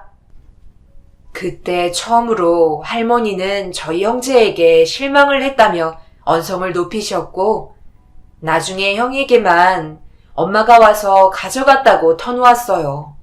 그때 형은 왜 할머니한테 사실대로 말하지 않았냐고 물었는데 저는 엄마가 미웠지만 할머니가 엄마를 미워하는 건 더 싫어서 말하지 않았다고 했습니다. 엄마는 아버지의 외도로 인해 이혼을 요구했고 처음에는 저희 형제를 다 데려가겠다고 했지만 여자 혼자서 두 사내 아이를 감당하기는 엄마 힘으로는 벅찼던 것 같았는지 결국 저희를 할머니 댁에 살게 했습니다. 어린 나이였지만 엄마의 잘못은 할머니의 금을 훔친 것 말고는 없었고 한 푼도 없이 이혼을 한 엄마의 선택이 어쩔 수 없었다는 걸 그 나이였지만 알았던 것 같아요. 형은 앞으로도 할머니한테 말하지 말라고 하면서 이 일을 알게 되면 할머니는 쓰러질지도 모른다고 여러 번 이야기했네요. 그날부터 형은 학교는 뒷전이고 돈을 벌기 위해 매일 알바를 했는데 그런 모습의 형이 너무나 안쓰러웠습니다. 할머니는 점점 아픈 곳이 많아지셨고 저희를 위해 일을 나가시다 다리를 접지르는 바람에 한동안은 거동도 힘들었던 적이 있었습니다. 형은 아픈 할머니를 위해 대신 돈을 벌어야 해서 가장의 역할을 했네요. 열심히 살려는 형을 보면서 저도 형처럼 할머니께 효도하며 살겠다고 다짐을 한 적이 있었습니다. 그리고 형은 20살이 되자 돈을 벌기 위해 지방으로 내려가겠다며 저에게 통보를 했고 몇 년을 형이 없는 삶을 살아야 한다는 게 믿겨지지가 않았어요. 형은 친구의 아빠가 포크레인 운전 기술을 가르쳐 주겠다 해서 1년 정도 지방에서 기술을 배우고 오겠다고 했습니다. 저는 절대 안 된다고 형을 말렸지만 이미 마음을 굳힌 것 같았어요. 그동안 형이 있어서 잘 버틸 수 있었는데 할머니와 단둘이 지낼 자신이 없었네요. 형은 일부러 저에게 더 모질게 대했고 그렇게 지방으로 내려가게 되었죠. 그때부터 저는 자꾸 삐딱하게 밖으로 나돌게 됐습니다. 할머니도 연세가 많이 있으셔서 반항기 넘치는 저를 감당하시기 힘들어 하셨네요. 그러다 친구들과 밤늦게까지 놀고 집을 못 들어간 적이 있었습니다. 다음날 늦은 오후가 돼서야 집에 들어갔는데 마당으로 마중 나와야 할 할머니를 아무리 불러도 대답이 없어서 집 안에 들어가서 할머니를 찾는데 거실 한가운데 쓰러져 있는 할머니를 발견하게 되었어요. 당장 구조대에 신고를 했고 구조대가 와서 할머니의 상태를 보고 이미 세상을 떠났다고 이야기해 주더군요. 그날 바로 형에게 전화를 하자 형은 아침 일찍 집으로 왔습니다. 그렇게 슬프게 우는 형의 모습은 처음 봤고 형에게 무릎을 꿇고 잘못했다며 빌었는데 형은 분노에 차서 처음으로 제 멱살을 잡고 말았네요. 도대체 할머니가 이렇게 될 때까지 너 어디서 뭐 한 거야? 내가 말했잖아. 할머니 요즘 몸 많이 안 좋은 것 같으니까 옆에서 잘 간호하라고. 그런데 상황을 이렇게 만들어? 또 친구들이랑 놀고 집에 안 들어왔지? 안 봐도 뻔하다. 네가 옆에만 있었어도 할머니는 살 수 있었어. 이렇게 된 건 다 네 탓이야. 너만 집에 있었어도 이렇게 되진 않았을 텐데. 내가 어제 집에 못 들어온 건 정말 잘못한 건데 그렇다고 할머니가 이렇게 되신 걸 내 탓으로 돌리지 마. 내가 형 지방에 가지 말라고 그랬잖아. 형이 더 무책임한 거 알아? 돈을 벌기 위해서 그랬다지만 형은 그냥 이 집에서 해방되고 싶었던 거잖아. 자유롭게 살고 싶었던 거 아니야?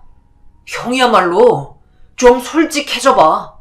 1년만 다녀온다고 해놓고 몇 년을 지방에서 일하면서 돈만 붙여주면 다야? 그래놓고 나보고 할머니 옆에 없었다고? 형 탓도 있는 거야. 왜 나한테만 그러는데? 형만 내 옆에 있었어도 이렇게까지 안 됐어. 그리고 이제 나도 20살인데 어린애 취급하지 마.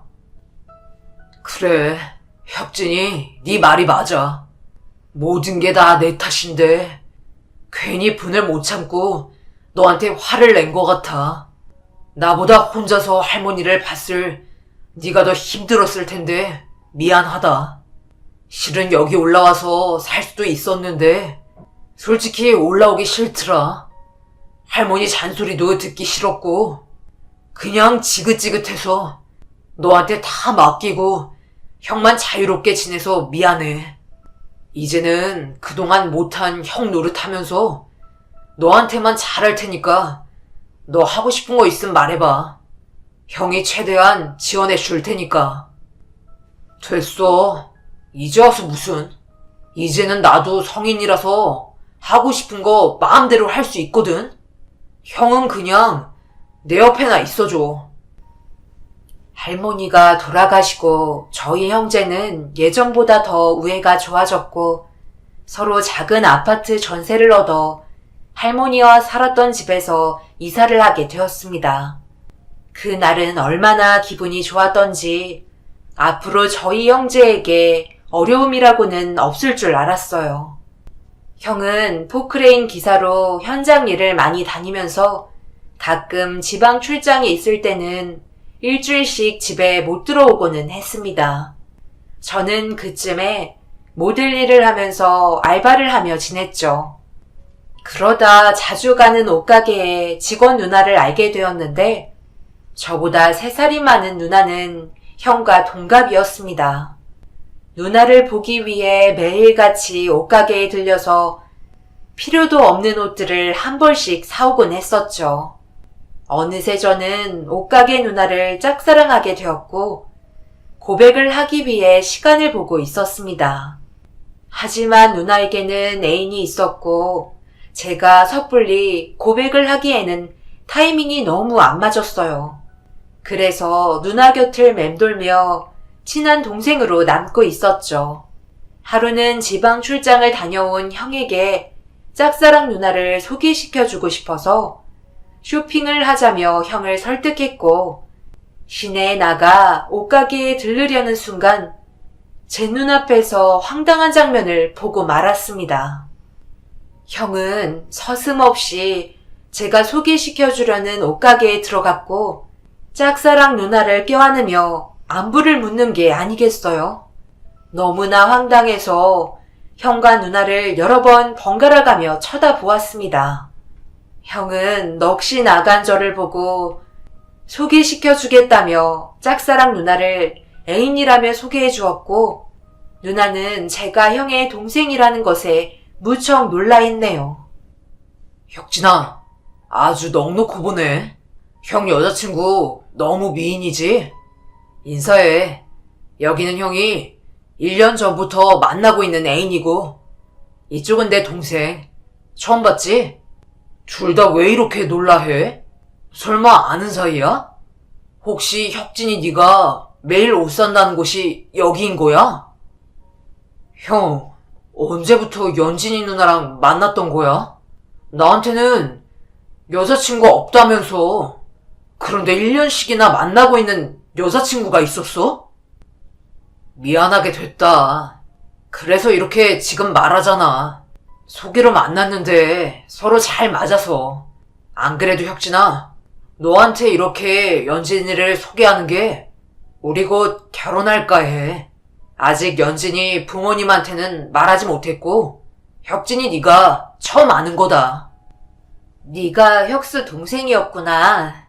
어쩐지 묘하게 닮은 부분이 있어서 설마 했는데 우리 진짜 인연인가 보다. 혁수씨, 혁진이 여기 완전 단골이야. 나는 모델이라는 동생이라서 옷에 관심 많구나 했지. 세상에 이렇게 혁수씨 동생을 만나다니. 결혼이라니. 형 결혼해? 나한테는 결혼 생각 없다며. 그런데 갑자기 왜 결혼을 한다는 거야? 도대체 형은 날 가족으로 생각하는 거야? 매번 무슨 일을 혼자서만 정해? 형이 정하면 나는 그냥 따르기만 하면 돼? 그때를 생각하면 정말 말도 안 되는 일로 형에게 화를 냈던 것 같아요. 형이 결혼을 하는 게 제가 화낼 일은 아닌데 말이죠. 형은 이유 없이 화내는 저를 이해할 수 없어 했고, 형과 연진 누나의 상견례는 일사천리로 진행되었네요. 드디어 상견례 당일이 왔고, 저와 형은 난생 처음 정장을 빼입고 약속 장소로 나갔습니다. 상견례에 앉아있는 연진 누나 역시 그동안 봐왔던 모습과 다르게 예쁘게 하고 저희를 기다리고 있었네요. 마음 같아서는 결혼을 반대하고 깽판을 치고 싶었었죠. 아무리 형이라지만 제가 만날 수 없는 여자라면 형도 만나지 않았으면 했어요. 단지 먼저 연진 누나를 만났을 뿐 형이 누나를 사랑하는 마음보다 제가 더 깊다고 확신했습니다. 그래서 더 형에게 가는 연진 누나를 볼 수 없었죠. 그런데 의외로 상견례 나온 연진 누나의 부모님의 말을 듣고 희망을 볼 수 있었고 어른들의 말에 당황하고 말았습니다. 우리 연진이랑 결혼을 하고 싶다고? 하는 일이 건설 업계에 있다고 들었는데 구체적으로 무슨 일을 하는 건가? 중장비 기사입니다. 어릴 때부터 이 일을 해와서 꽤 모아둔 돈도 있고요. 연진이 힘들게 하지 않을 자신이 있습니다. 말은 쉽지. 막노동 아니야? 그리고 부모도 없다고 들었는데 솔직히 우리는 이 결혼 못하겠다고 말하려고 나온 걸세. 사람만 좋으면 우리도 웬만하면 결혼시키려 했는데 뭐 하나 괜찮은 게 있어야지. 우리 연진이 외동인 건 알지? 우리 부부가 얼마나 금지옥엽 귀하게 키웠는데 혁수라고 했나?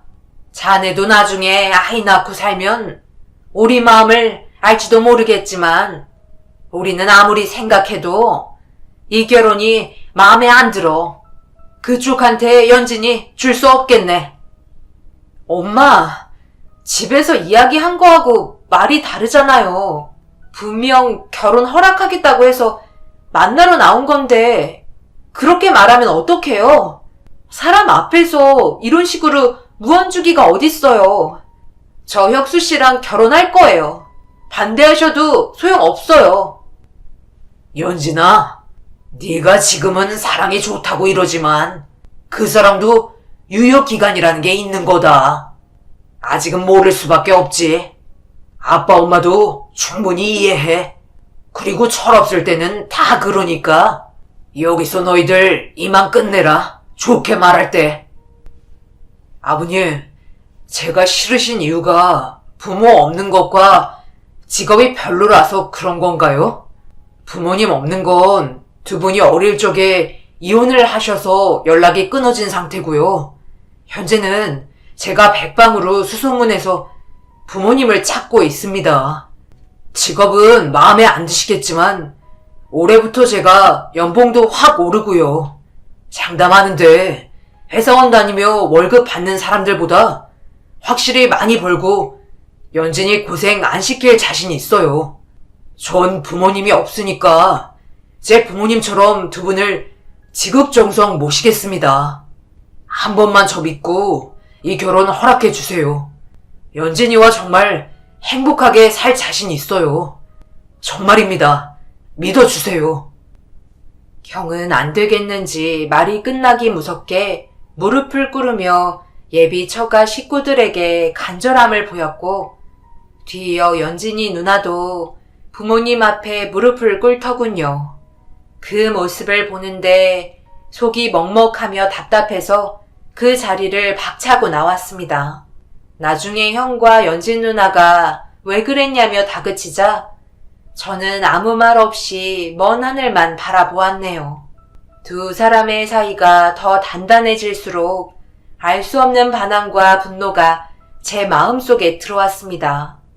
아무리 옳게 생각하고 마음을 다잡으려고 해도 좀처럼 쉽지가 않았네요. 남들한테 이런 고민을 터놓을 수도 없는 노릇이고 마음대로 되지 않는 제 마음이 저도 미치도록 싫었습니다. 형은 예비 처가에 선물 공세와 용돈을 드리며 여러 방법으로 아들 노릇을 한 결과 예비 처가는 마음의 문을 열었고 형과 연진 누나는 끝내 결혼 승낙을 받고 말더군요. 결혼이 한 달 정도 남았을 때 저의 반발심은 극에 달했는데 하루는 친구들과 술자리를 갖고 난 후 형과 연진 누나가 살 신혼집에 쳐들어가고 말았습니다. 결혼 전에 이미 두 사람은 신혼집을 구해서 같이 살고 있었네요. 인사불성이 된 저를 본 형과 연진 누나는 집안으로 들였고 따뜻하게 맞아주었습니다.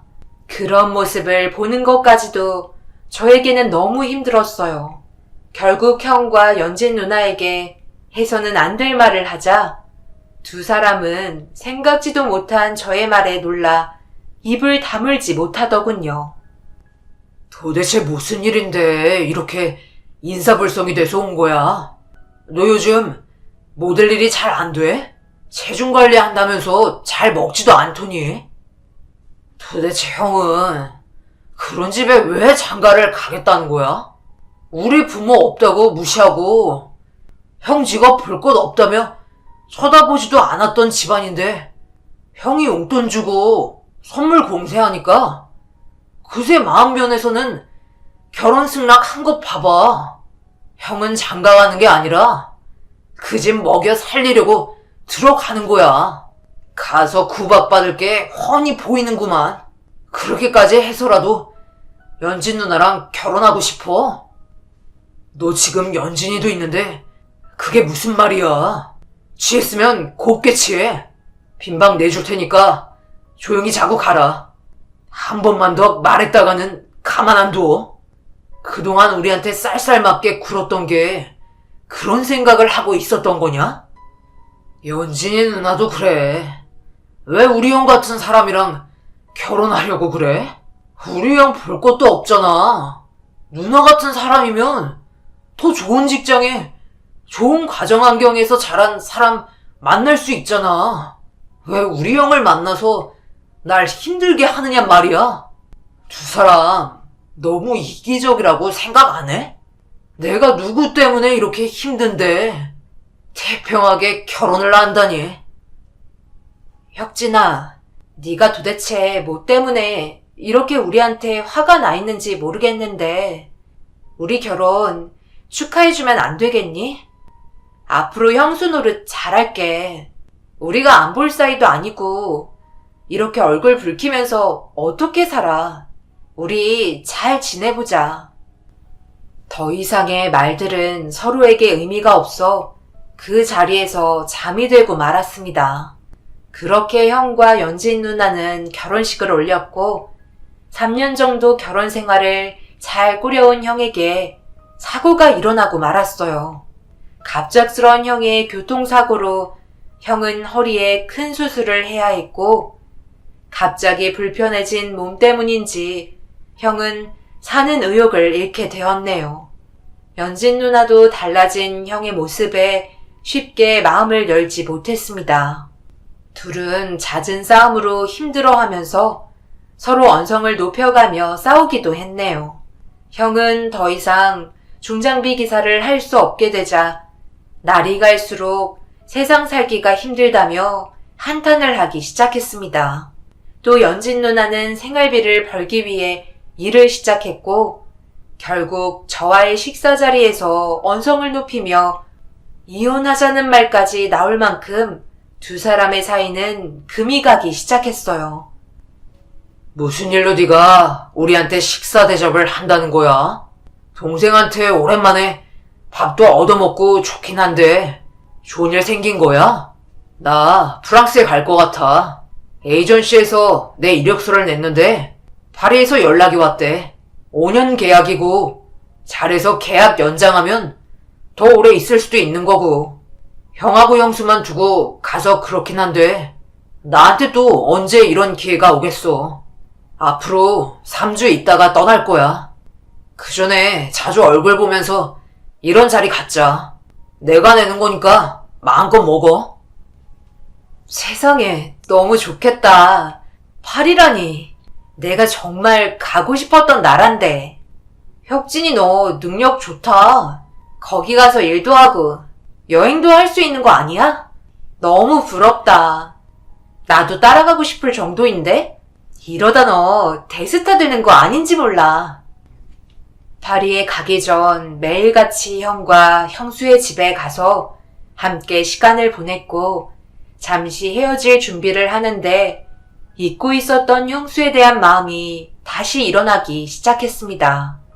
다 잊었다고 생각했는데 매일 형수와 함께 있다 보니 제 감정은 다시 형수를 향해 움직였고 3주라는 시간이 3년같이 길게만 느껴졌네요. 하루는 형이 친구들과 모임을 갖는다며 형수와 저녁 식사를 단둘이 할 기회가 생겼는데 마지막 기회 같아서 근사한 레스토랑을 예약해 형수와 식사를 했습니다. 그런데 놀랍게도 형수 입에서 충격적인 말이 나왔고 믿을 수 없는 일이 그때부터 일어났으며 저는 바빠지기 시작했네요. 형수, 어쩌면 내가 형수한테 마지막으로 대접하는 식사 자리가 되겠네. 앞으로 5년 후에나 볼 테니까. 그동안 우리 형 잘 좀 부탁해. 결혼 전에 내가 두 사람 결혼 반대한 건 다 있고 철이 없었어. 혁진아, 너 내 말 잘 들어? 아직도 나에 대한 마음이 있니? 실은 예전에 네가 술에 취해서 우리 집에서 잔 날 네가 하는 소리 다 듣고 말았어.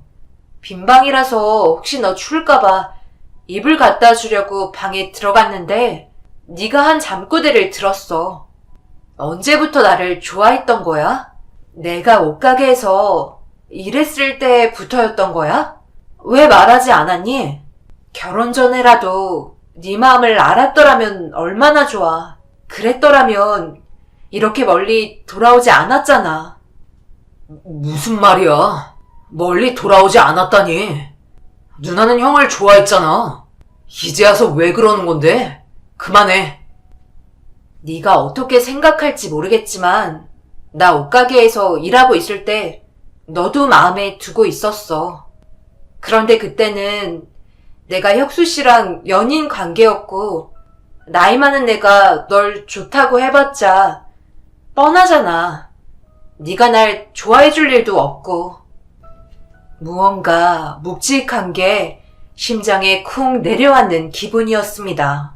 그동안 저 혼자만 짝사랑해온 줄만 알았는데 형수도 저를 마음에 두고 있었다니 저와 형수는 형 몰래 해서는 안 될 짓을 하게 되었고 형수는 짐을 싸서 저와 파리행을 택했습니다. 저 역시 그 당시에는 형보다는 형수의 마음을 확인한 게 더 기뻐서 제 마음이 하고 싶은 대로 하게 내버려 뒀네요. 형수와 저는 파리에서 행복한 시간을 보냈습니다. 남들에게는 욕 얻어먹을 수밖에 없는 사랑의 도피였지만 저희 두 사람은 어느 때보다 행복했었어요. 하지만 사랑은 얻었지만 모델 일로서는 별 성과를 낼 수 없게 되자 결국 재계약을 하지 못하고 한국으로 돌아갈 수밖에 없는 상황이 되었고 선뜻 한국으로 갈 용기가 나지 않았어요. 파리에 있는 동안 친구를 통해 형의 소식을 전해 들을 수 있었는데 형은 한동안 형수를 찾아다니느라 애를 썼지만 이내 포기하고 택시 운전사 일을 하며 지내고 있다고 했네요. 한국에 돌아가면 형수는 형에게 이혼 서류를 내겠다고 했고 저와의 관계를 밝히기로 했습니다. 형수의 각오에 저도 힘을 얻어 저희 둘은 형을 드디어 만나게 되었죠. 당신한테는 해서는 안 될 짓 맞아. 하지만 3년 동안 살면서 느낀 건 내가 당신을 많이 사랑하지 않는 거였고 이제는 내 마음이 누구한테 더 있는지 알았어. 미안하다는 말은 안 받아주겠지? 용서해달라는 것도 아니고 그냥 조금 이해해줬으면 좋겠어. 우리 상견례 때 아빠가 했던 말 기억나? 사랑해도 유효기간이 있는 거래. 당신과 나는 3년이었고 혁진이는 5년째 함께해도 힘들지 않고 행복해. 당신한테 말하지 못하고 파리로 간 건 정말 미안해. 뭐라는 거야? 너희들 내 앞에서 영화 찍니? 너희는 그냥 막장이야. 너희들의 사랑의 도피가 아름다운 영화가 될 수 있을 거라고 생각해? 어디서 포장을 해? 그냥 내가 장애인이라서 싫었다고 좀 솔직해져봐. 그럼 연진이 네가 말한 이해라도 하는 신용 해볼 테니까. 혁진이 너는 그냥 용서가 안 된다. 내 앞에서 그만 사라져줬으면 좋겠어. 저와 형수는 오피스텔을 얻어서 지냈고 형은 여전히 택시 운전을 하며 지냈습니다. 형수는 서류상 부부로 되어 있는 게 싫다며 형에게 이혼 서류를 우편으로 보냈는데 우편이 도착한 날 형은 과로와 저혈압으로 인한 쇼크사로 세상을 떠나고 말았네요. 처음에 병원에서 연락을 받았지만 병원으로 가는 내내 믿지 않았습니다. 그렇게 건강하고 저와 형수가 파리에서 4년을 넘게 지냈다고 밝혔을 때도 멀쩡했던 형이었는데 이렇게 갑자기 형을 떠나보낸다는 사실이 참을 수 없을 만큼 슬펐습니다. 형수를 사랑한 것과 형을 떠나보내야 한다는 사실은 별개의 문제였어요. 형의 여자를 빼앗았다고 손가락질을 당한다 해도 제 피부치인 형에 대한 애도의 표현이 거짓일 수는 없었습니다. 진심으로 슬펐고 형이 살아있을 때도 다시 돌아가고 싶은 마음이 간절했죠. 하지만 이미 후회는 엎질러졌고 다시 주워 담을 수 없었네요. 형이 세상을 떠난 그쯤 저에게 우편이 하나 날라왔는데 그날은 저와 형수가 파리행 비행기에 몸을 담은 날이었습니다. 정확히 5주년이 된 날이었죠. 우편을 열어봤는데 가평에 있는 집 주소가 적힌 종이가 나왔습니다. 보내는 사람은 적혀 있지 않았고 받는 사람에게 제 이름만 적혀 있었네요. 주말에 형수와 함께 가평에 있는 주소를 찾아갔는데 그곳에서 믿을 수 없는 광경을 목격하고 말았습니다. 어디서 잘 살고만 있을 줄 알았던 부모님이 계셨고 가평의 주소는 어느 요양원 주소였던 거였어요. 직원은 제 이름을 듣자마자 저에게 긴 편지가 적혀 있는 봉투를 주었는데 그 안에는 살아생전 형이 남긴 유서 같은 편지였습니다. 편지 내용은 그동안 저와 형수가 파리에서 행복하게 있는 동안 형은 연락이 안 닿은 부모님을 찾기 시작했고 그 일로 인해 형수의 일은 뒷전일 수밖에 없었다고 했어요. 자식을 책임지지 못한 두 분을 잊고 살려고 했지만 차마 자식된 도리로서 그렇게 하지 못했고 서로 각자의 삶을 살고 계시는 두 분을 바라만 보고 있다가 어머니가 치매라는 걸 알게 되자 형은 혼자 사시는 어머니를 가평에 있는 요양원에 먼저 모셨다고 했네요. 아버지는 재혼했던 가정에서 사시다 혼자가 되신 해에 어머니와 같은 요양원으로 아버지를 모셨다고 했습니다. 그 덕분에 요양원 비는 2배로 들었고 중간중간 부모님의 건강 문제로 치료비가 나왔기 때문에 형은 아픈 허리를 부여잡고 택시 운전 일을 했으며 밤잠을 줄이면서 새벽 운전도 마다하지 않았다고 했네요. 편지를 읽는 내내 가슴이 터지는 줄 알았고 무릎을 꿇고 주저앉아 울고 말았어요. 형은 제가 형수와 파리에 있는지도 모른 채 살아왔었고 저에게 부모님을 찾았다고 연락을 할 수가 없었다고 했습니다. 그렇게 되면 파리에서 하던 일을 멈추고 한국으로 올까봐 걱정이 돼서 전화 한 번 안 하고 무소식이 희소식이겠거니 하며 홀로 외로운 세월을 견뎌냈다고 했죠. 그리고 저희가 5년이 채 되기 전에 한국에 와서 그동안 형수와 저의 관계를 밝혔을 때 형은 이미 모든 걸 체념했다고 하더군요. 둘이 함께 파리에 갔을 거라고는 상상도 못했었고 그 사실을 받아들이는 시간이 힘들었지만 점점 몸이 망가지는 소리와 자신만 바라보는 부모님을 생각하기도 벅찼던 형은 저희 둘에게 원망이나 화낼 기력도 없었던 거였습니다. 그렇게 형은 상처를 품에 안고 살다 형수의 이혼 서류와 가로로 인한 스트레스로 인해 쇼크사하고 말았던 거죠. 이 편지의 작성 날짜를 보니 저와 형수가 한국에 온 뒤로 체념하며 써내려간 편지더군요. 형의 편지에는 앞으로 무슨 일이 생길지 모를 일에 대한 대비를 걱정하며 저에게 부모님을 부탁한다며 마쳤습니다. 형의 편지를 받고 부모님을 찾아뵙는데 어릴 적 제 기억 그대로의 부모님이 눈앞에 있었습니다. 두 분의 얼굴에 주름만 가득하셨지 어린아이 같은 천진난만한 미소로 저를 바라보고 있었네요. 저는 정신을 차리고 두 분을 위해 일을 해야 했고 모델로서 여러 제안이 들어왔지만 모두 거절하고 말았습니다. 그리고 형이 하던 택시 운전기사를 하며 생계를 유지하면서 부모님이 모두 치매 판정을 받으셔서 요양비가 2배로 들자 결국 요양보호사 자격증까지 따서 부모님을 직접 모시면서 가족 요양을 하게 되었습니다. 함께 사는 형수는 불만이 날이 갈수록 쌓여만 갔고 결국 처음으로 언성을 높이며 다투고 말았네요.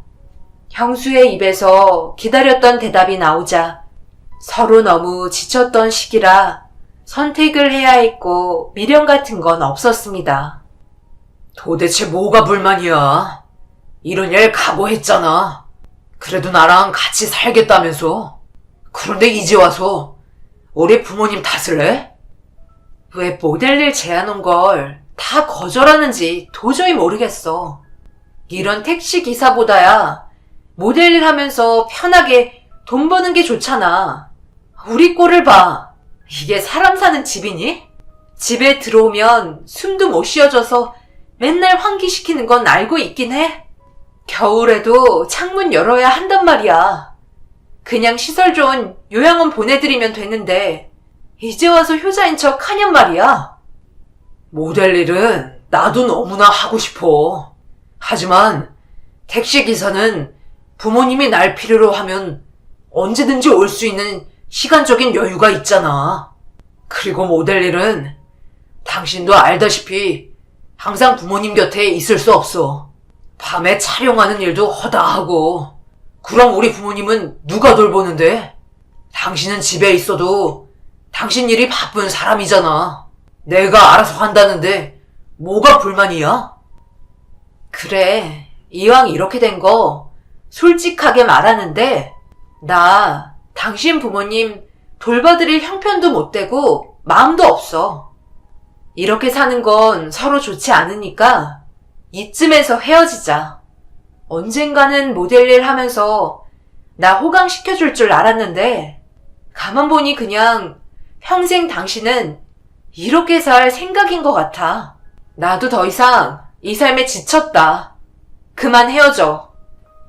형수는 결국 저와 결별을 하였고 이런 결과가 어쩜 당연한 거였지만 그저 시간이 흐르는 대로 맡겼던 것 같아요. 현재 저는 형의 뜻을 받들어 부모님과 함께 살고 있습니다. 그래서 요양보호사 자격증도 땄고 좀 더 전문적으로 부모님을 돌봐드리고 싶었죠. 이제는 병으로 인해 어린아이가 된 부모님을 돌봐드리는 게 쉽지만은 않지만 형이 남긴 5주년 선물은 부모님이었고 형의 뜻을 더 이상 어기고 싶지 않네요. 처음에 요양원에서 부모님을 마주할 때는 두 분이 제 발목을 잡는다고 생각했어요. 한창 모델로서 성장할 수 있는 저에게 갑자기 나타나 제 도움이 절실했던 부모님을 보자 두 분을 위해 남은 인생을 효도하며 살기로 마음먹었고, 그게 형에 대한 잘못을 구하는 일 같았습니다. 남들은 미련하게 모시지 말고 요양원에 모시고 하고 싶은 일을 하라고도 하지만, 현재는 제가 하고 싶은 일이 있어서 그 일을 한다 해도 마음이 기쁠 것 같지 않네요. 언젠간 기회가 되면 시니어 모델에 도전을 해볼 수 있겠지만, 지금은 제 곁에서 힘 닿는 데까지 부모님을 모시고 싶습니다. 여러분은 저처럼 후회할 선택을 하시지 않았으면 좋겠다는 마음으로 사연을 조심스럽게 남깁니다. 하고 싶은 일이 있다면 용기를 가지고 도전해 보세요. 긴 사연 들어주셔서 감사합니다.